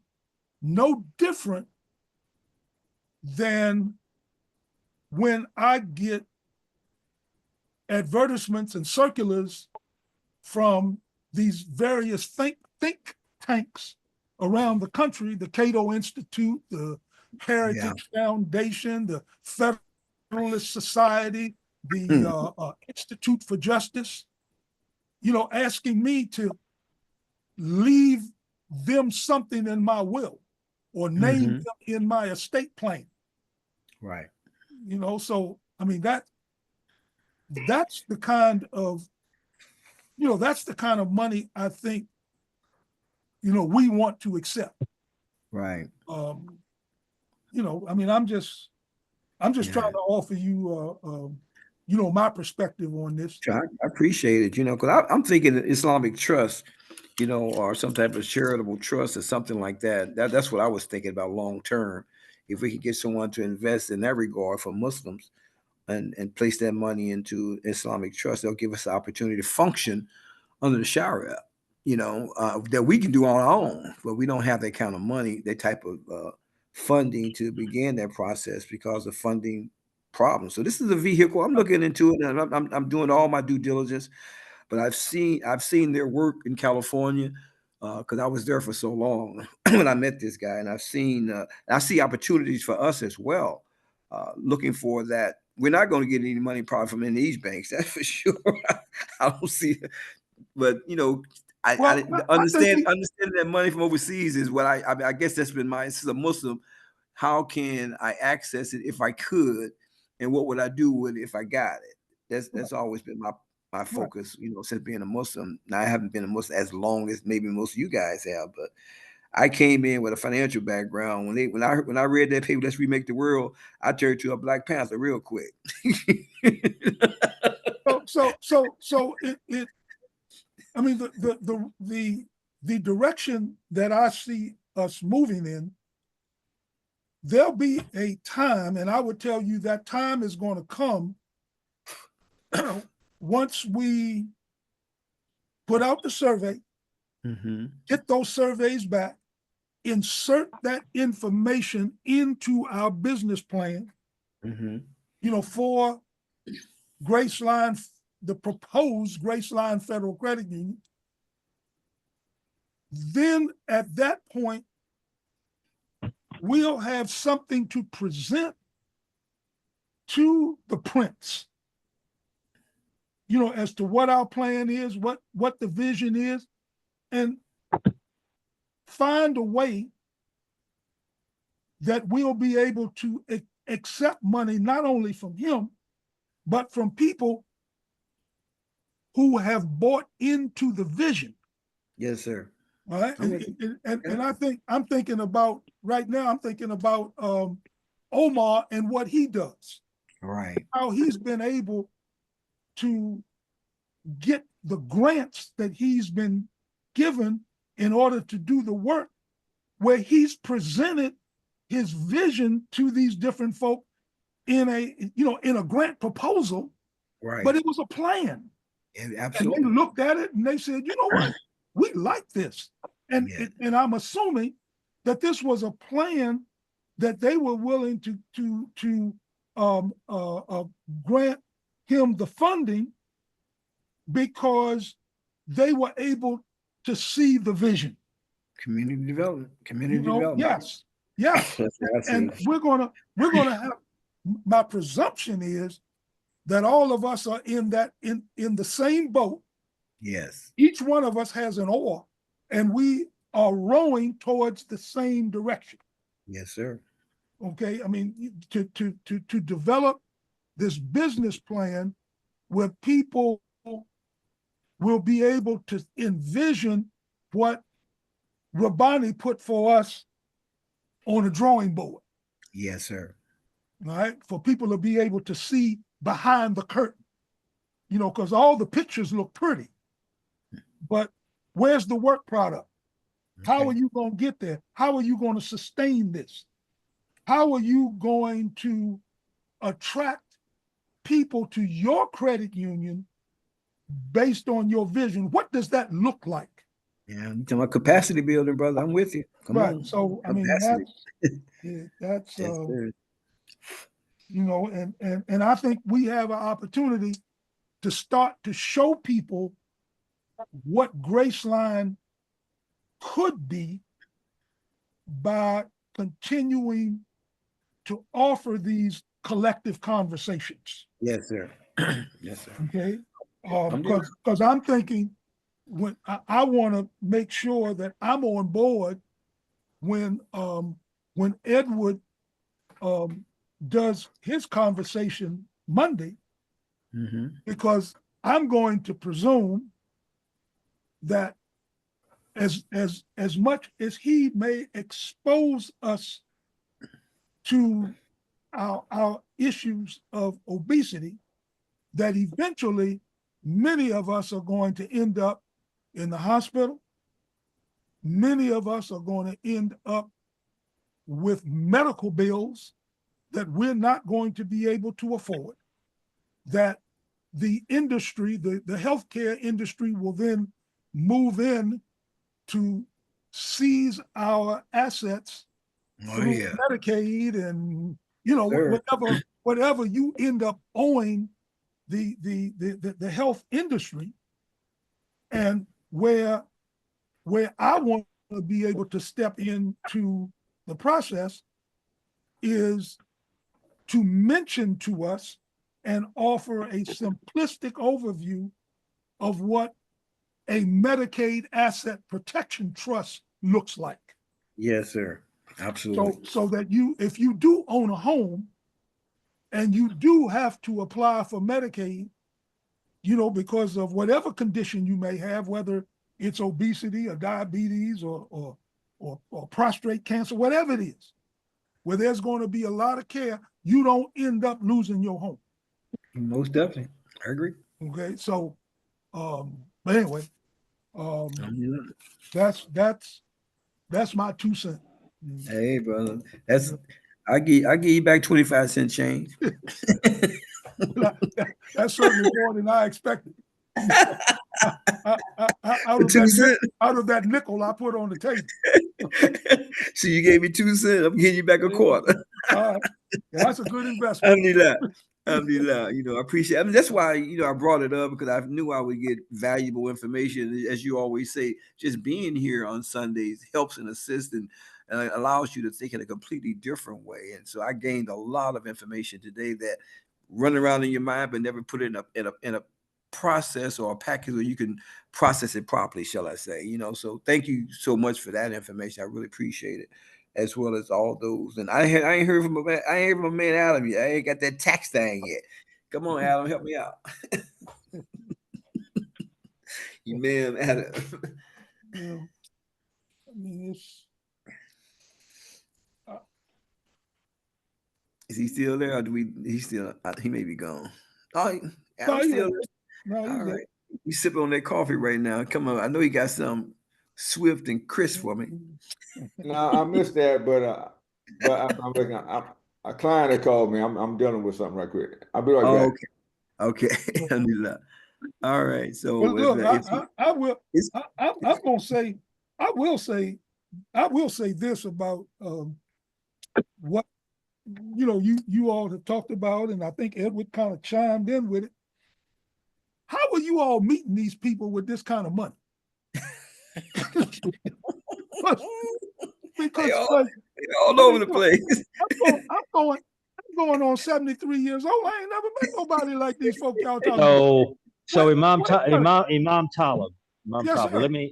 Let me help me out, man, because I'd like to run across some of these. let me first say this. Okay. For every 1,317 of these individuals or groups that you hear about, one of them is real. Right. Come on with it. That's exactly right. One. Okay. Yes, sir. And if you're talking about Dubai, cut that in half. Half of them. Half of one is real. I'm with you with 100%. Okay. Dubai is a fraud capital of the world. Okay. And in the United States of America, for every one of these funders, every 1,773 of these funders who will get you money for your projects, 3 of them are real. Yep. The rest of them are fraudsters. I agree with you. And you're either going to have some upfront loan fee, some upfront legal fee, something that you do that helps them stay in their 1-bedroom apartment playing games on the Lower East Side of Manhattan or something, or somewhere in Manhattan Beach or something, Cocoa Beach, Florida, or wherever the heck they may live at the moment. So the fact that the majority of us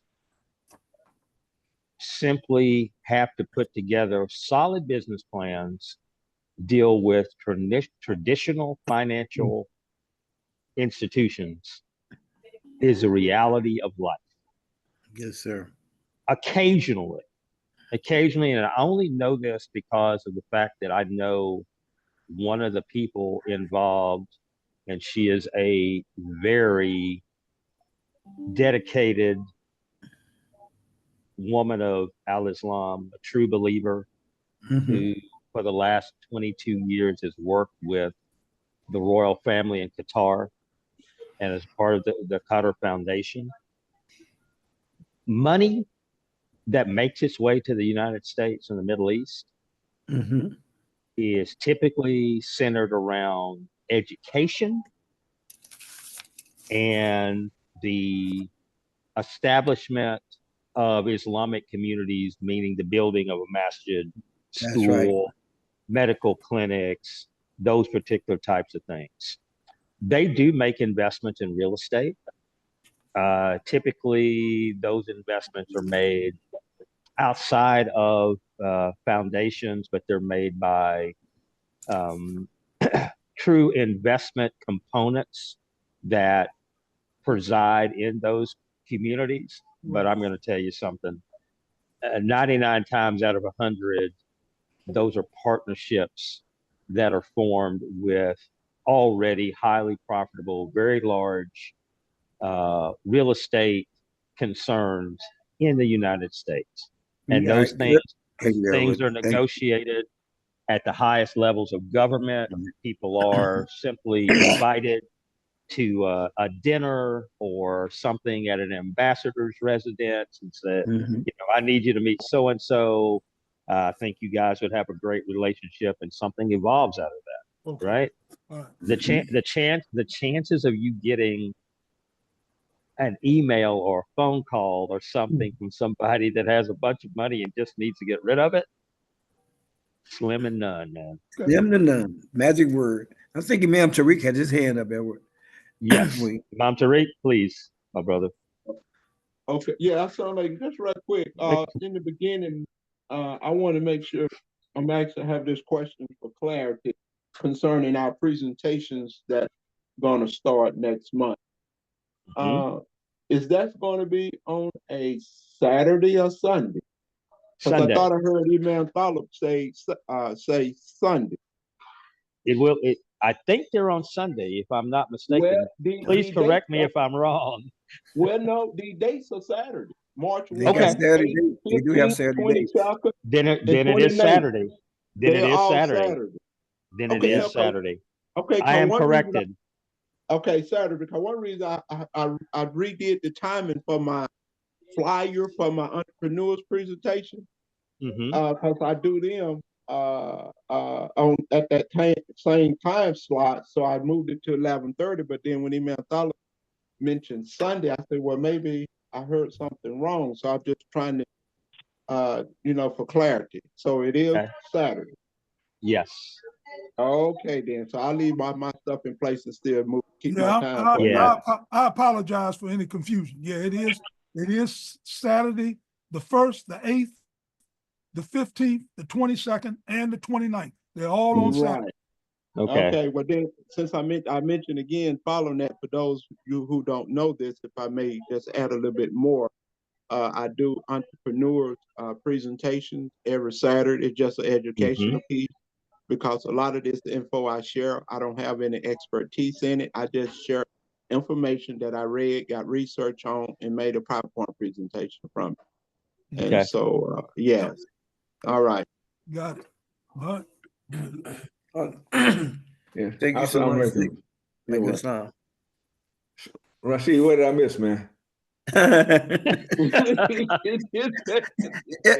kind of took your thunder from you a little bit. No problem. I'll do something covered. Now I was just, every time I ask a question when it comes to money, it's always a tax consequence to it. Okay. So I just wanted. I was just talking to them about potentially some money that could be accessed to do something with the credit union from overseas, and it never said well with me ever since I've been in. And it's overseas money, that type of Dubai, Saudi Arabia. For some reason I always hesitate and think twice. But if so, or if we had an opportunity to receive some funding from overseas, I want, it was just always want to hear the tax end of that, and you always have, immediate, quick responses to such things such as that. So I just want to hear from you before I get off the line. Man, well, beautiful. Just know, the Caucasian already got that covered. see, we might be able to build a masjid or two. Right. But when you're talking about money that's benefiting us, Right. They already got that covered, man. That's why they don't mind a mansion being built. But they want that a corporation be built by us with that money. Okay. They already got that covered. It might change now that with Trump going crazy. They might want to buck the system. I don't know. But I'm sorry I had to buy out, but I was doing some marriage counseling. Okay. Some tax marriage counseling?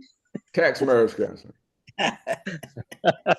Husband and wife, they want to file separate. You know, the husband. Oh my God. Right. So I did this, the wife's return. She was my original client, and when she got married, I did both of them. So I told her she's getting a $52 refund.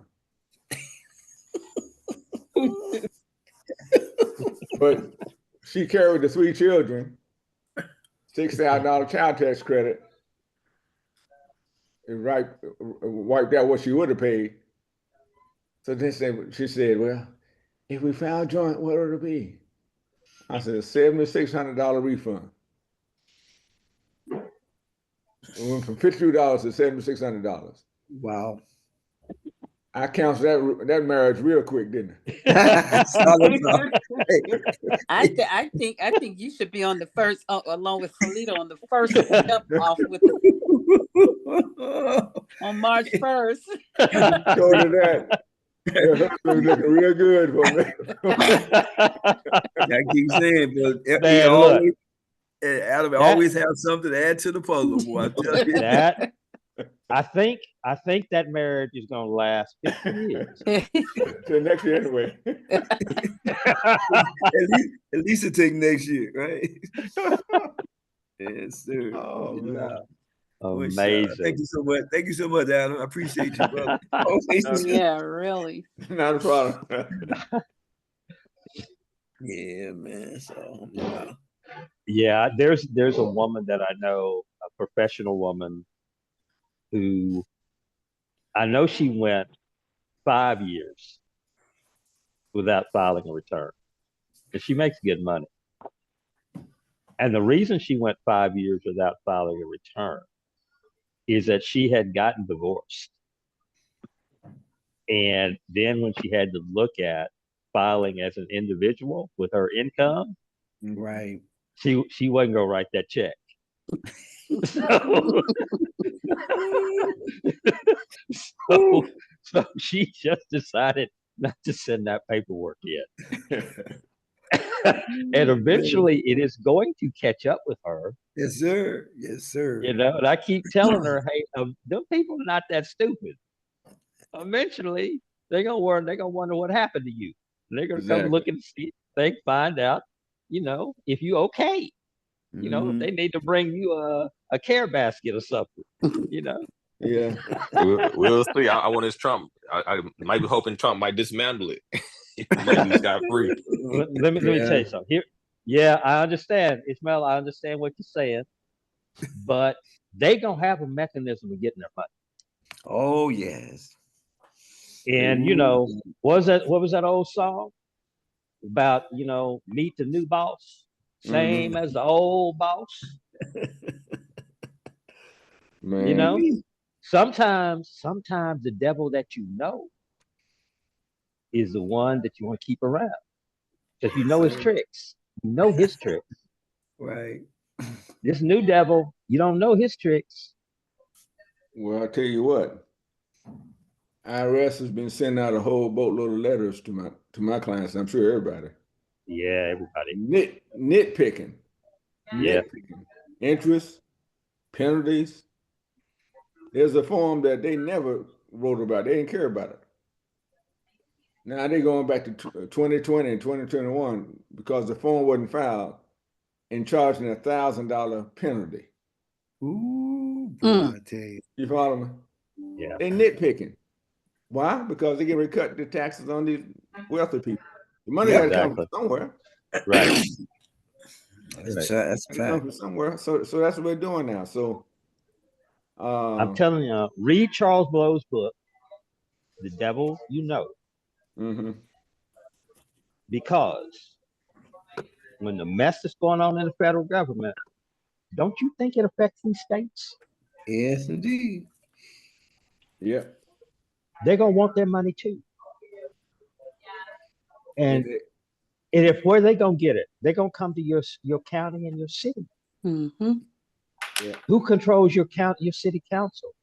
Yeah. You know, who are your county representatives?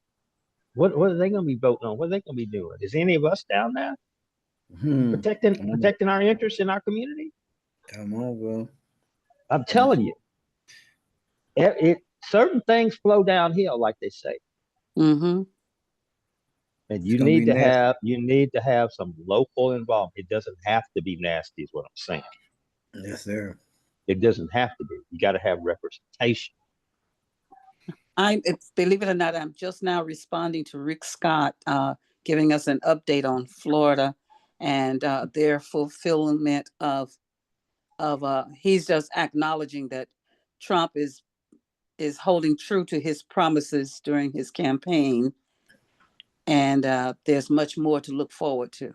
Oh, no doubt. But Imam Tariq, when does your program come on Saturday?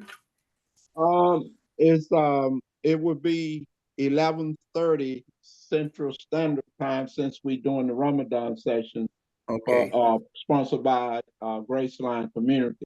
Let me make sure I didn't make no mistake on that, because and I have always been doing these weekly presentations from the Entrepreneurs and Development Institute Facebook page, and I just thought I'll go ahead and move that time to 11:30 and do them as I always been doing, but I put more emphasis on, because I have gone throughout the whole of the Quran and extracted every place where Allah mentions business, a product, or service that we use every day in the Quran. I have extracted those verses, and I've shown the current monetary value of those products and our services that Allah mentions in the Quran. Alhamdulillah. Alhamdulillah. And that phone number is what? My number is 228-209-2877. Okay. All right. I mean that. It's on that flyer that I attached to this conversation. Also on the chat? Okay, let me take a look. Very good. Yeah, I'm gonna put it in the chat, but it's on the flyer. I attached the flyer to the message in the chat. Okay. All right, very good. But I put my number up here again. I put it up here. Imam Tariq, you have my email address, and I'm pretty sure you sent me that flyer. Send it to me again so that I can also make sure that it goes on the Graceline's page on Facebook, as well as other areas that Graceline's represented on social media. Yes, sir. All right. Inshallah, I got to get out of here and get over to these funeral arrangements. Real quick. Assalamu alaikum, Sister Martha. It's nice seeing you. Alaikum assalam. Alhamdulillah. Listen, I've been trying to cut down on the March 8th presentation, y'all. And I dumped my interest into the Federal Reserve and the system. And when I got to the part where the president appoints the governors who are on the board of the Federal Reserve, I stopped. Yes. I just stopped. I just like in my tracks. So go figure. All right. Thank you so much, brother Imam Adam and Edward and Talib. I appreciate you all. I have to get the rolling here now. Inshallah, I'll see you guys tomorrow. Inshallah. Much blessings. Assalamu alaikum. Alaikum salam.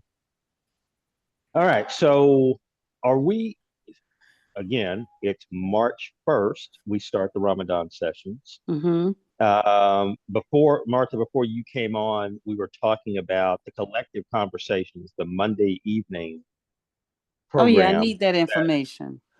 And I'll make all of that will be reposted. I mean, everybody will get updates on the timing and all that. But what we were thinking about doing, my thought is only my thought. You guys basically get to decide whether or not you think it's a good idea. Is because we're doing this during Ramadan, and Ramadan has its own, its own focus, let us say. Okay. I was thinking about replaying the Ramadan sessions on the Monday evening of collective conversations simply during the month of Ramadan to get us through Ramadan. So we wouldn't have to be doing a Saturday and a Monday program just for that month. We would replay the program that we have on Saturday. We would replay that Monday. Now, I have a question on that, because I know during Ramadan, after we make Salatu Isha, go right into, does that come into, well, I know it comes into Isha for the East Coast. That's 7 o'clock hour, 7 to 8. Right. And and it's part of the reason that I'm saying that we not do anything live. That for people who who may have missed Saturday, who want to view what we did on Saturday, Okay. if they were going to do if they were going to do Monday night, none of us have to be present on Monday Okay. night. That it's just going to be strictly a replay. All I got to do personally, all I have to do is open the Zoom and upload the video from Saturday and let it play. That's it. None of us have to be present. None of us have to do anything other than myself in that, and should be simple, because it's going to be uploaded on YouTube anyway. Okay. So okay. that's what I'm thinking. The programming that you do on Saturday, you may not want it replayed on Monday. That's totally up to you. But I'm just saying, I think that would be easier than trying to actually have any live programming on Monday evening during Ramadan. Yes, it's fine with me. Okay. Yeah, but I'm all for that as well. Okay. All right.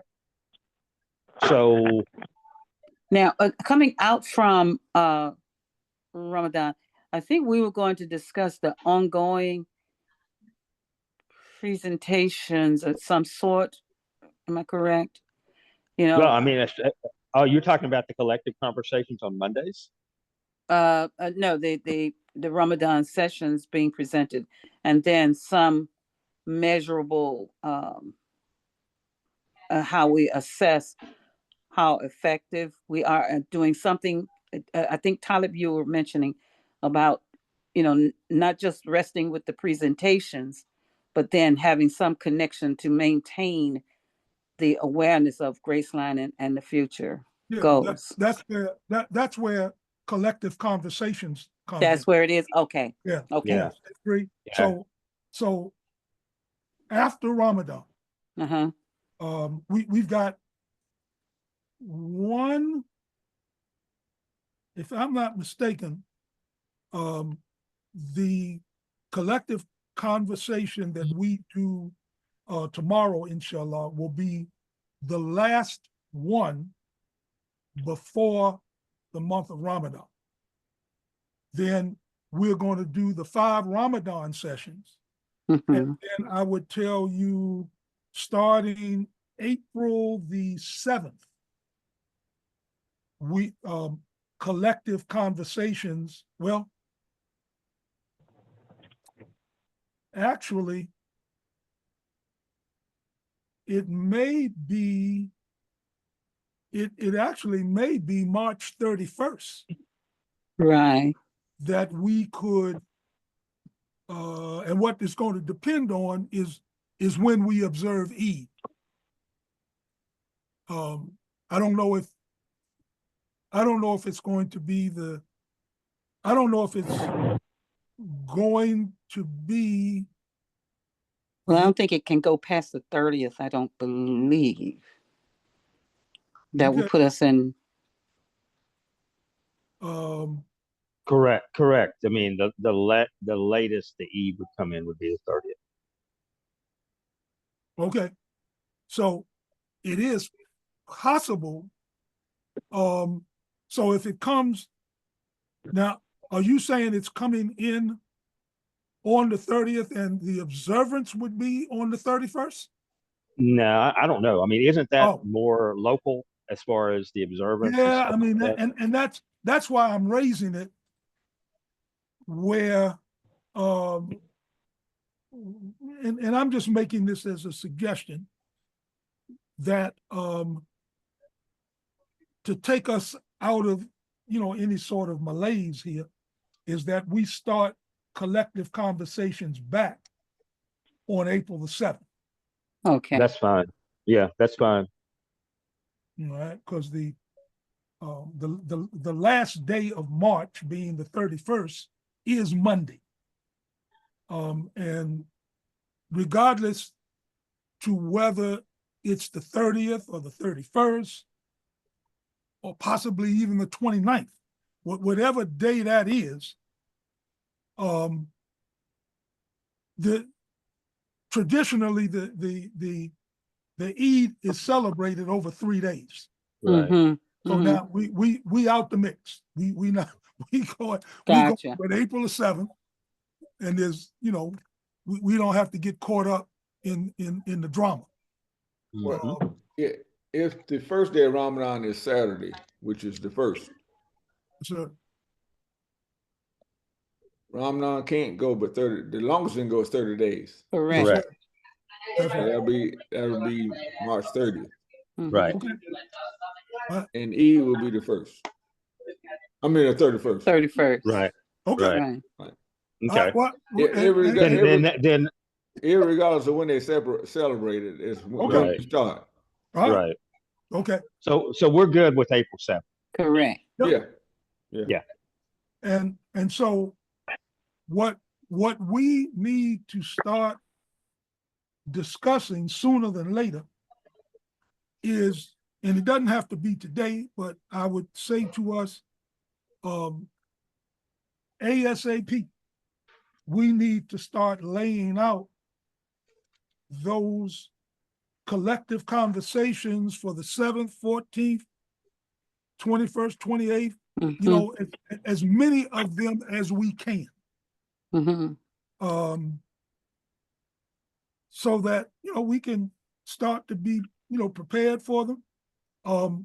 We can also look to others that we could invite to be on collective conversations, to make presentations as we've done in the past. But, you know, we need to give them, you know, a heads up to get on their schedule. Any scheduling guests that we're going to bring. Right. Yes. So Edward has done his part by reserving, I can't remember, but he reserved 110. Yeah, I mean, it's like Zoom links. We're good. We're good for 2 years. Oh, we're good. Now I remember that. So we need to start, you know, we need to start planning those. You know, lining up the guests and the schedule and who's going to do what and when, and, you know, because it can't fall on just the few of us that are here. We're going to have to bring others on board. I think if we profile it from the angle of looking at what landscape are we choosing to draw from, and where that landscape is, you know, I'm speaking of looking at the whole country, and I think that's what we're looking at primarily, right? Individuals from the United States. Am I correct? Yes. Okay. Yeah. And then what's the premise? What is it based upon?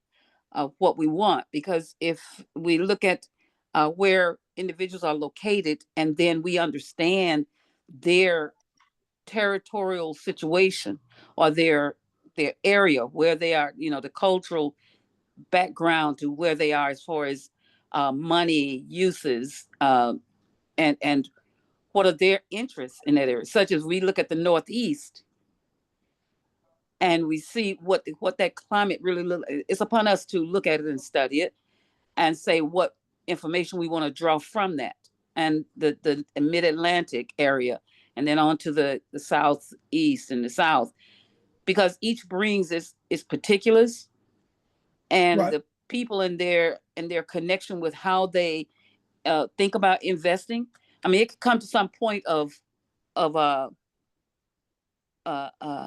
I'm making an apex here with my hand. It can come to some point of connection with an intent to move into a direction of correcting our behavior when it comes to spending and saving and what the purpose of that saving is. And when you speak about the the wills and the trusts and so forth, how that information, how it can gradually become a part of their cultural behavior. Right. Okay, so having said that, what I'm suggesting we do just by an example, Okay. is, I mean, somebody correct me, but we have roughly 5 regions that, that I can think of in the United States, being the Northeast, the Mid-Atlantic, Southeastern, Pacific Coast. We have those. If we broke them down into 5 regions, we could look at a month like June that has 5 Mondays. Okay. And one of those Mondays could be dedicated to the Northeast. One could be, then the next week, we would deal with the Mid-Atlantic, et cetera. One week we could deal with the Gulf Coast. So that, but these are the types of discussions that we need to have, with a calendar in front of us, where we pick a couple of Sundays where we dedicate ourselves to making up this schedule. Okay, I mean that, and who is going to fit into what slot, and be able to confirm those slots. And every now and then, we may need to always have something in reserve. We may even decide that one collective, let's say we have a collective conversation in April that is absolutely wonderful. It's off the chain. Garners us a lot of feedback, had a lot of people in attendance. We may decide in June or some other month to repeat that broadcast. But we need to start to have that discussion to see how, how we're going to map this schedule out. And I would say to us, maybe 3-4 months in advance. So we may be talking about having a couple of dozen programs already scheduled. Yeah. That way, if any of us are going to present, we'll know what that schedule is in advance. If we're going to invite guests to come on and present, we'll have an opportunity to reach out to them, get them to confirm certain dates that they're willing to do a presentation, and we'll be able to plug them in to those Monday dates. So anyway, that's what I'm going to suggest that we do. I've got to get ready personally, because there's a community meeting at the masjid that I'm going to be attending. So I'm gonna have to step away. Okay. And, I'm going to give you all the greetings of Assalamu Alaikum, and I will see us Monday, inshallah. Inshallah. All right. All right. And that's Monday, 7 p.m. Eastern Standard Time, right? That is correct. Okay. Yeah. All right. So our time is dwindling. There are a handful of things, and this is where you guys have to be good note takers, because I didn't have this ready to put up on the screen or anything.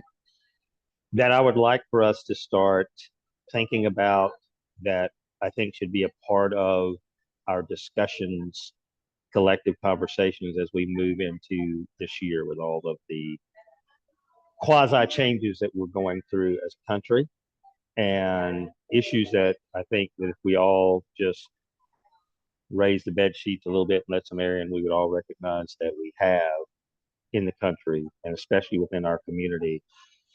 There are a series of topics I think that we need to deal with, and some things that I think would be important to the economic health and ultimately the mental health of our community. Number one, child tax credit, $600 per child, making that permanent from here going forward. Number two, as you're taking notes, $25 an hour minimum wage. That would not even get inflation adjusted. That would not even get back to the standard cost of living for 1979, but it would get close, and probably close enough, especially for young men, to be able to have an economic future that would allow them to think about being a part of a family unit and actually have money enough to attract a potential bride and be able to support a household. Number three, anywhere from a 1 to 3 year paid national service for anybody who graduates high school. College, if people choose to go to college, can be counted against that. But if people are not going to college, that they serve with other people within their age group across the country to get them more acclimated to actually who their fellow citizens are, and working on projects to help improve communities across the country, that we reinstitute in our public schools, especially youth fitness and health programs like those started by the late President John F. Kennedy, President's Council on Physical Fitness.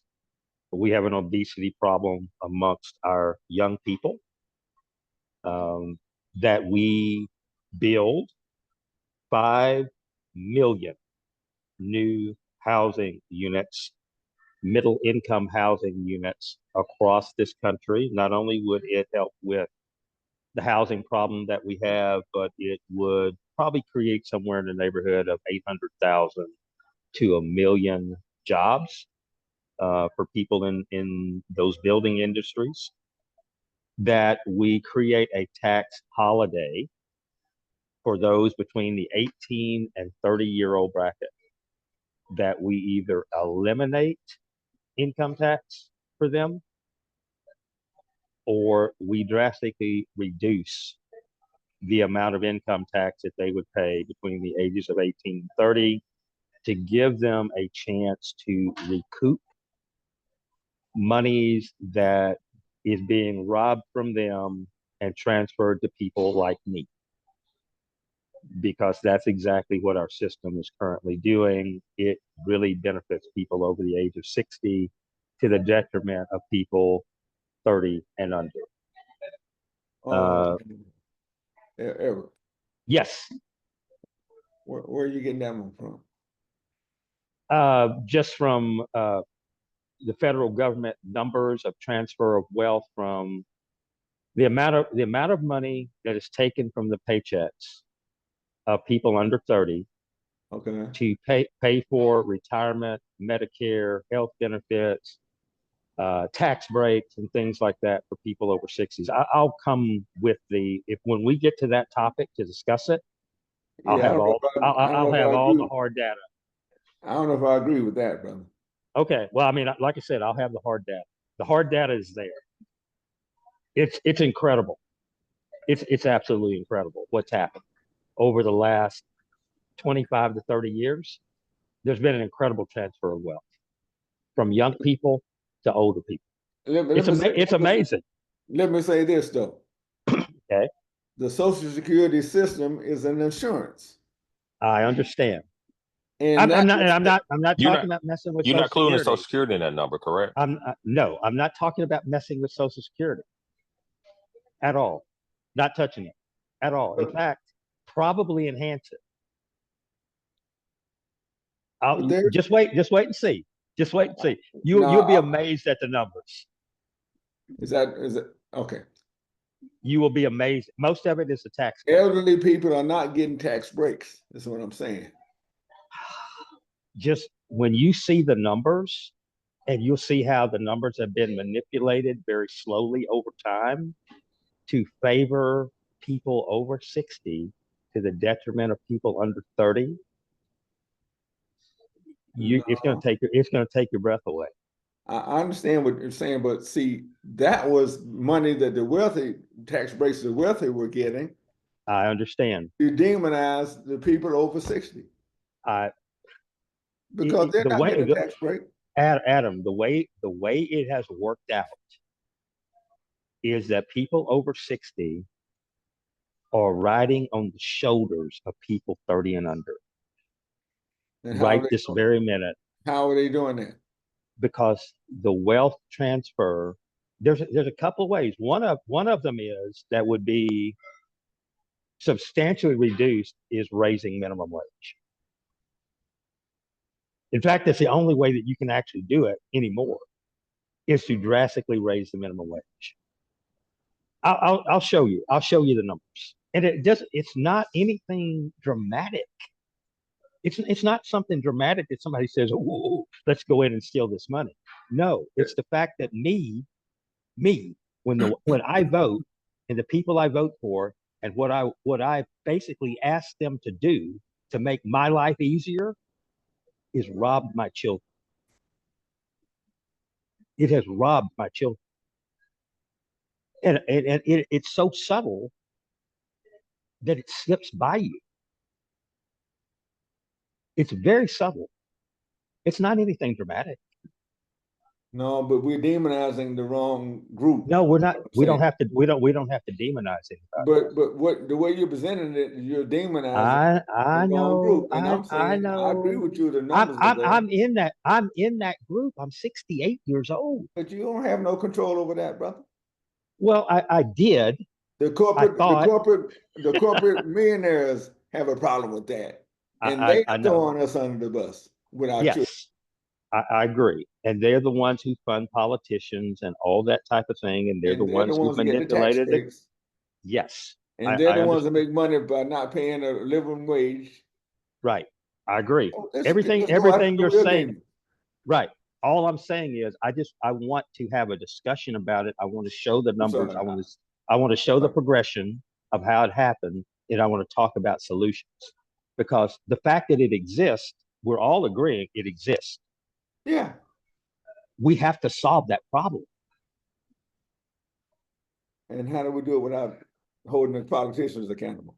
Well, number one, unfortunately in this country, I'm going to say fortunately in this country, because I do like democracy, is that we've got to get the message out to enough people who vote to put into office politicians that understand the issue, so that we can do things like drastically raise the minimum wage, for one. Number two, that we do institute tax holidays for younger people, so they're paying less in taxes on the money that they earn, to give them a chance to catch up, so they can buy a house, so they can have a wife and kids or husband and children.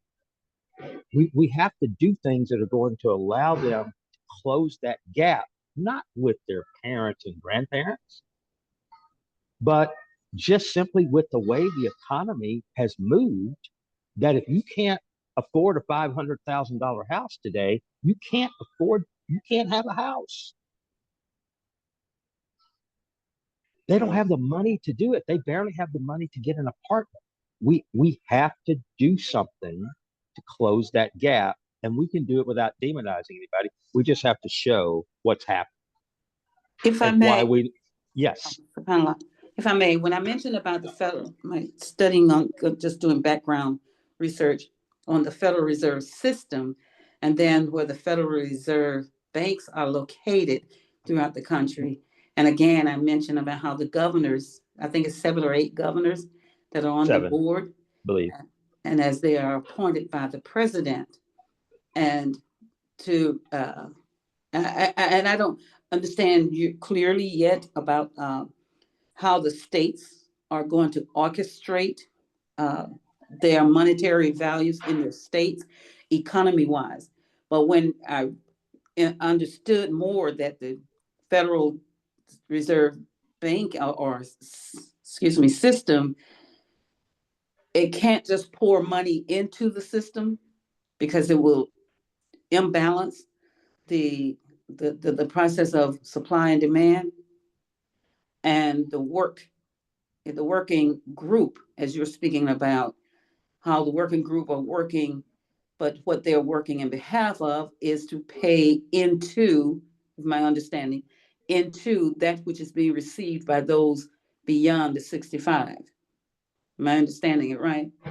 But number one, when you talk about the Federal Reserve System, totally remove it from basic economics in the United States. The Federal Reserve System is not set up to be a part of like state economics or business economics. It's a money. So it has nothing to do with it has everything. It has everything to do with everything, but from a sphere outside of what we normally think about. The Federal Reserve System is set in place to basically manipulate the money supply to make sure that as closely as they can do it, that the relative cost of money, the transfer of money between me and you stays stable. Right. To prevent inflation. Well, I mean, sometimes to create inflation, sometimes to reduce inflation, but what they're after is stability. Correct. And And the it's the Federal working Reserve System economy. is after stability. Okay.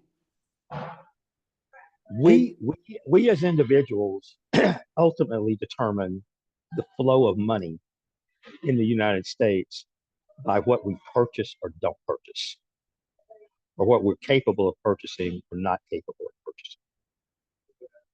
Which is directly connected with the manufacturing process. Yeah, Walmart stays in business because we direct money to Walmart. If we directed money away from Walmart, Walmart goes out of business. So when the stimulus the impact of the stimulus is applied, it can't be overdone, so it doesn't create a system where working is not done. that the money is just being given, and then it goes into the businesses' hands, and then the businesses do their products or the services or what have you, but still you need that balance on the other end of there being a demand for certain things. Yeah, demand starts first. If I didn't need food, nobody would need to produce food. Right? If we didn't need to eat, there's no reason for anybody to create crops, raise cattle or whatever. We didn't need to eat. So demand starts first. But you know that the farmers, it was decided that they had an overabundance that needed to demolish some of the crops in order to not have that overload. Okay. I mean, the demand was still there. I mean, when we had the farmers market here in Pompano Beach, Florida, still have it. But when buyers from New York and New Jersey and all were standing on the market stands, they were calling back to New York saying there's no vegetables, and the people, our farmers, that I was the secretary of and writing the checks out to our farmers because we had the supply of their fertilizers and all of that. Our seller rather, on the market was standing there they were looking at the squash and the beans and things rotting right there before them and they were still saying there's no, so that was to drive up the price, that deficit, drive up the price of what was there present in New York and New Jersey. Okay, yeah, that kind of stuff has been practiced before and will continue to be practiced. People do that. Usually they don't do it in plain sight, but they do it. Okay, And yeah, you're right. We got to find a solution to it. Well, the solution is to have what we're doing away with. We're doing away with people who watch for fraud. So in the next 18 months, we're going to have fraud run rampant because we are doing away with people who are out inspecting for fraud. When I was 17 years old and working in the summers in the oil and gas industry out in West Texas, I would be out on the site and open the gate for tanker trucks to come, and they ran all day long, and they were pumping gasoline into the ground, into tanks. And you were going to put gas in your car every other day based on your license plate or whatever, because there was a gasoline shortage because of Arab oil embargoes or some such mess that was going on. There was plenty of gasoline. It was in the ground. And I'm sure it was happening other places in West Texas. And one African-American businessman here in Dallas, Texas, who owned a cab company, had some friends in the jobber business who, instead of making those runs out to maybe East Texas or Northwest Texas to pump gasoline into the ground, would always make a stop by his cab company and fill their tanks up with gasoline. So his cabs were running on gasoline that was free. And he became a very wealthy cab company owner in very short order because of that. So those particular types of things, that wasn't the first time that ever happened in the United States. And I'm sure, depending on the commodity, whether it's corn or wheat or potatoes or carrots or tomatoes or oranges or grapefruits or whatever, those types of things happen all the time. So deregulation is what makes it become less. No, it's manipulation of markets. Okay. There's lots of fancy words, but it's manipulation of markets. Is that, I need a higher price for whatever it is that I'm producing, whatever that is. So I need to induce a shortage for whatever period of time so that I can make it through this cash flow situation, or have money for something else that I want to do outside of this, or whatever the case may be. Markets get manipulated all the time.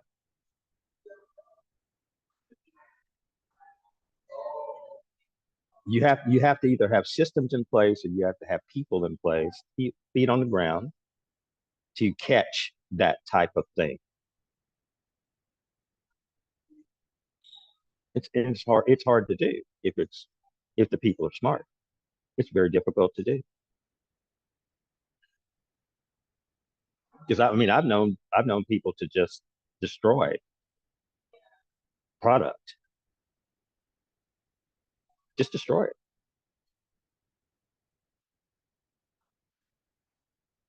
I could tell you some stories. I can tell you about some barges that were sunk on the Mississippi River. Millions of dollars of stuff for insurance claims.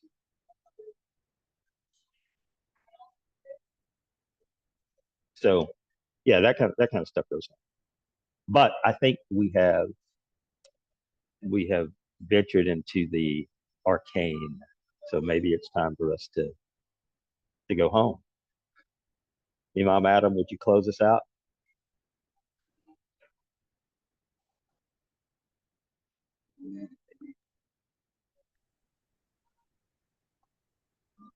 أعوذ بالله من الشيطان الرجيم بسم الله الرحمن الرحيم ربنا آتنا في الدنيا حسنة وفي الآخرة حسنة وقنا عذاب النار Oh Lord, give us the best benefits in this life and the best benefits of life to come. And save us, O Lord, from the torment of the hellfire. Amen. Assalamu alaikum all. Look forward to seeing most all of you on tomorrow evening at 7 o'clock Eastern time. Inshallah. Okay, inshallah. Assalamu alaikum. Will you be at the event this evening, brother? I got another. I am on my way to the African American Museum. I'll probably be there a little bit after 1 o'clock. Okay, I got a community meeting, but then I plan on going there after. So all right, I'll see you there. All right, brother. What you turn off? No, we're on. Hold on. We're still on. I want Adam wanted to ask me something. Sure. Yes. On the I got a suggestion on the AM 360. Okay. We got too many people signing in through the AM 360. You know what I'm talking about? Like on our program? Yeah, those are the hosts, but they're supposed to put their names under there. No. These are just they're not hosts. You got too many people, and there's nothing wrong with that. I mean, it works, but there's too many instances that something can happen. And so my suggestion is, if they're not going to be hosts, which they're not, if they're not going to be someone from CWSC that's been assigned to that program, they need to come on the regular way. Through Zoom, you mean? Through Zoom, yeah. They need to come on through their own account to Zoom. When you say their own account.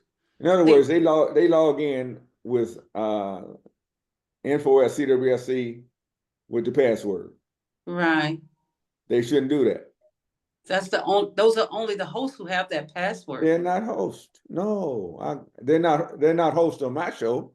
How do I show up? No, they're not a host on your show. You can be right.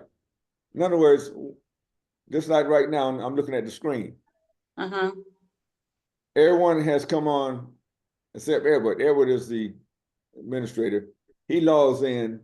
Yes. Through that Zoom, the Graceline Zoom. Okay. Right. Everyone else logs in through their own Zoom. Yes. Right. So when I come on my program, I don't need to see 6 AM 360 logos. Exactly. Okay. You follow what I'm saying? They are not hosts. They just too lazy to go into their own account. No, I think I know what's doing that. Okay. What we did in setting it up, we identified that particular emblem as the background to every host. That's what I'm saying. So what we need to do is change the background so it doesn't show up. No, you don't have to do that. You don't have to do that. Okay. The background doesn't bother me, Sister Martha. Sister Martha. I'm on my program 2 weeks ago. Okay. And it went dead. Bam. I had to call back in. One of the brothers who was on it admitted to me he hit the wrong button. Right. Well, why he on it that way anyway? Why can't he come on his own little Zoom, and if he hit the wrong button, it just affects him? Now, when you say their own Zoom, I'm trying to understand, because when we give out that code, Sister Martha, let me explain it to you the easy way. Thank you, bro. I apologize. No, just please listen. Everybody who is entering the program in the way that Adam is explaining it is entering the program as a host. In other words, they have the power to end the entire program at any time. They can admit people, they can kick people off, they can mute people, they can do whatever they want to as if they were the host of the program. They should not have that capability. They should have to enter the program as a first-time guest by simply hitting the Zoom link, inputting, if they have to, the meeting ID and the password. That should be the only way that they should get into the program, unless it's their program. Right now, they have the power to come on anybody's program as a host and take over the program or end the program. They shouldn't have that capability. Okay, okay. So, and to not to unclarified, Sister Moss, you logged on to this Zoom call, right? Right. How'd you do it? I did it through the join link. Okay, that's it. Yeah, Everybody that's who's the way. not That's a the way host, everybody else, right? everybody who's not a host should log on to any program under the join link, not as a host link that you gave everybody. You understand what I'm saying? You hit the Zoom link. You have no control over this Zoom call right now. Right, correct. You can't end it. You can only end your own individual thing. When somebody logs in, not under the join link, they log in as a host of CWSC, info@cwsc.us plus the password, right? Correct. They shouldn't be, if they don't have any responsibility on any program, they should join under the join link like everybody else. So, Brother Adam, you said I come in the correct way, right? Yes, sir. All right. So, Sister Martha, how I come in is I go in under what's that? I go in under the code you sent me. That's correct. And then I put in the 854-3000-8041. So I don't know if everybody else, are they not going in under that way or? Well, or if they hit the join link, they're asked to put in the meeting ID and password. But I don't have a join. I don't have a join link. It was just text to me. Yeah, I text you the meeting ID in the passcode. Okay. Is that clear, Sister Martha? It is clear, but I think we have to have a meeting on it because when all the hosts are meeting and we have, when we put up that daily show number and the information that's there, once you click on that, I don't know whether the computer is remembering you or what, that it comes up with You're that. getting too much. You're being too nice. Okay. They know what they're doing. They know what they're doing. In other words, if they want to join my program, they should use the join link and put in the meeting ID and the passcode for my particular show. Okay. But Very what we simple. said about the one number. What number? The one, make it easier for access. That is the one number with the meeting ID and the passcode. Correct. I'm not trying to make it easier for them. No. You want, Sister Martha, you want them to come in as if they are outsiders, not insiders. That's another good way to Trust put it. me, I hear you, but I'm seeing the paper. We have to be on the same, and so I can show you the page and then you can direct me to how to change it. No, you know what I mean? It's a one by one person. There's no change. Yeah, but I'm saying that. No, when I created my show, there's an invitation link. Correct. And that link I sent out to all the people that normally would listen to my show. That's the one they need. I think I know where the problem exists. When we have the ability to go to the scheduled meetings, and we go into meetings, and then we hit join from there. When we hit join, then it takes us in, and we have access to your show's capability. So if we go outside and hit join from the main way that everyone else join, is what you're saying, and then we put the code in from that way, then perhaps it'll come. I'll check on that, so we don't. Just you may have to verbally speak to people. Okay. Or send them an email, whatever is the best form of communication that you have with each particular individual who has that access that you guys are discussing. And that's how every host. Yeah, you might need to talk to them. Yeah, but they don't need to be interfering in other people's programs. Right. Right. You're right. I'll give you two weeks to get it straight, or I'll do it and embarrass them on the line. And let's have a meeting. I will embarrass him the on the CEO line. the CEO is back, and Whatever. yeah, she's back because I'm supposed to stay in my lane. Well, I'm in my lane now. I'm gonna embarrass them on the line. If they come on my show, if I see 6 or 7 and 360s, I'm gonna get rid of them. Yeah. Well, no, because it's the guidelines that we've given them, Well, that then y'all need to correct the guidelines. So that's what I'm saying now. I'm gonna correct it. Don't worry, ain't no problem. They can report me, and they get mad with me. They can tell big brother on me or big sister on me, whatever they want to do. I don't think it has to come to that. But yeah, don't worry. You got 2 weeks to get it straight. We'll 2 weeks. direct it. I will direct it over to the CEO and have her understand that I said weekly meetings. Kareem and I were on weekly meetings yesterday. Oh man, nobody showed up. See my fingers? 2. Huh? You guys. 2 weeks. Show me again with Adam. I got 2 fingers up. 2. Hey, look, I apologize for getting Adam on the warpath this morning, telling my old folks was robbing everybody. Yeah, that's what triggered him. That's what triggered him. Listen, you're gonna have me back in front of the computer. My foot is swollen because I'm sitting at the computer trying to keep everything afloat and just right. But you don't know until you get the complaints and understanding. So alhamdulillah. Thank you, Adam. Last week it was what? Too many. I went through that whole calendar. And I said, okay. Sister Martha, you guys did a really good job of simplifying for us on the outside. Okay. Simplifying how to get into the programs. It's really easy now. I've saved every program. So I know that you did it for 100 weeks, 107 weeks, or 110.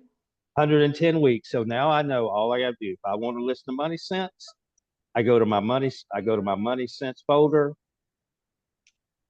My Zoom link is there. Pop on it. I'm in. It's well, beautiful. Actually, we wanted it for Monday, period. So anybody coming in, they can hit start. That's when they're supposed to come in. When it's time for their slot, come in that way. Right.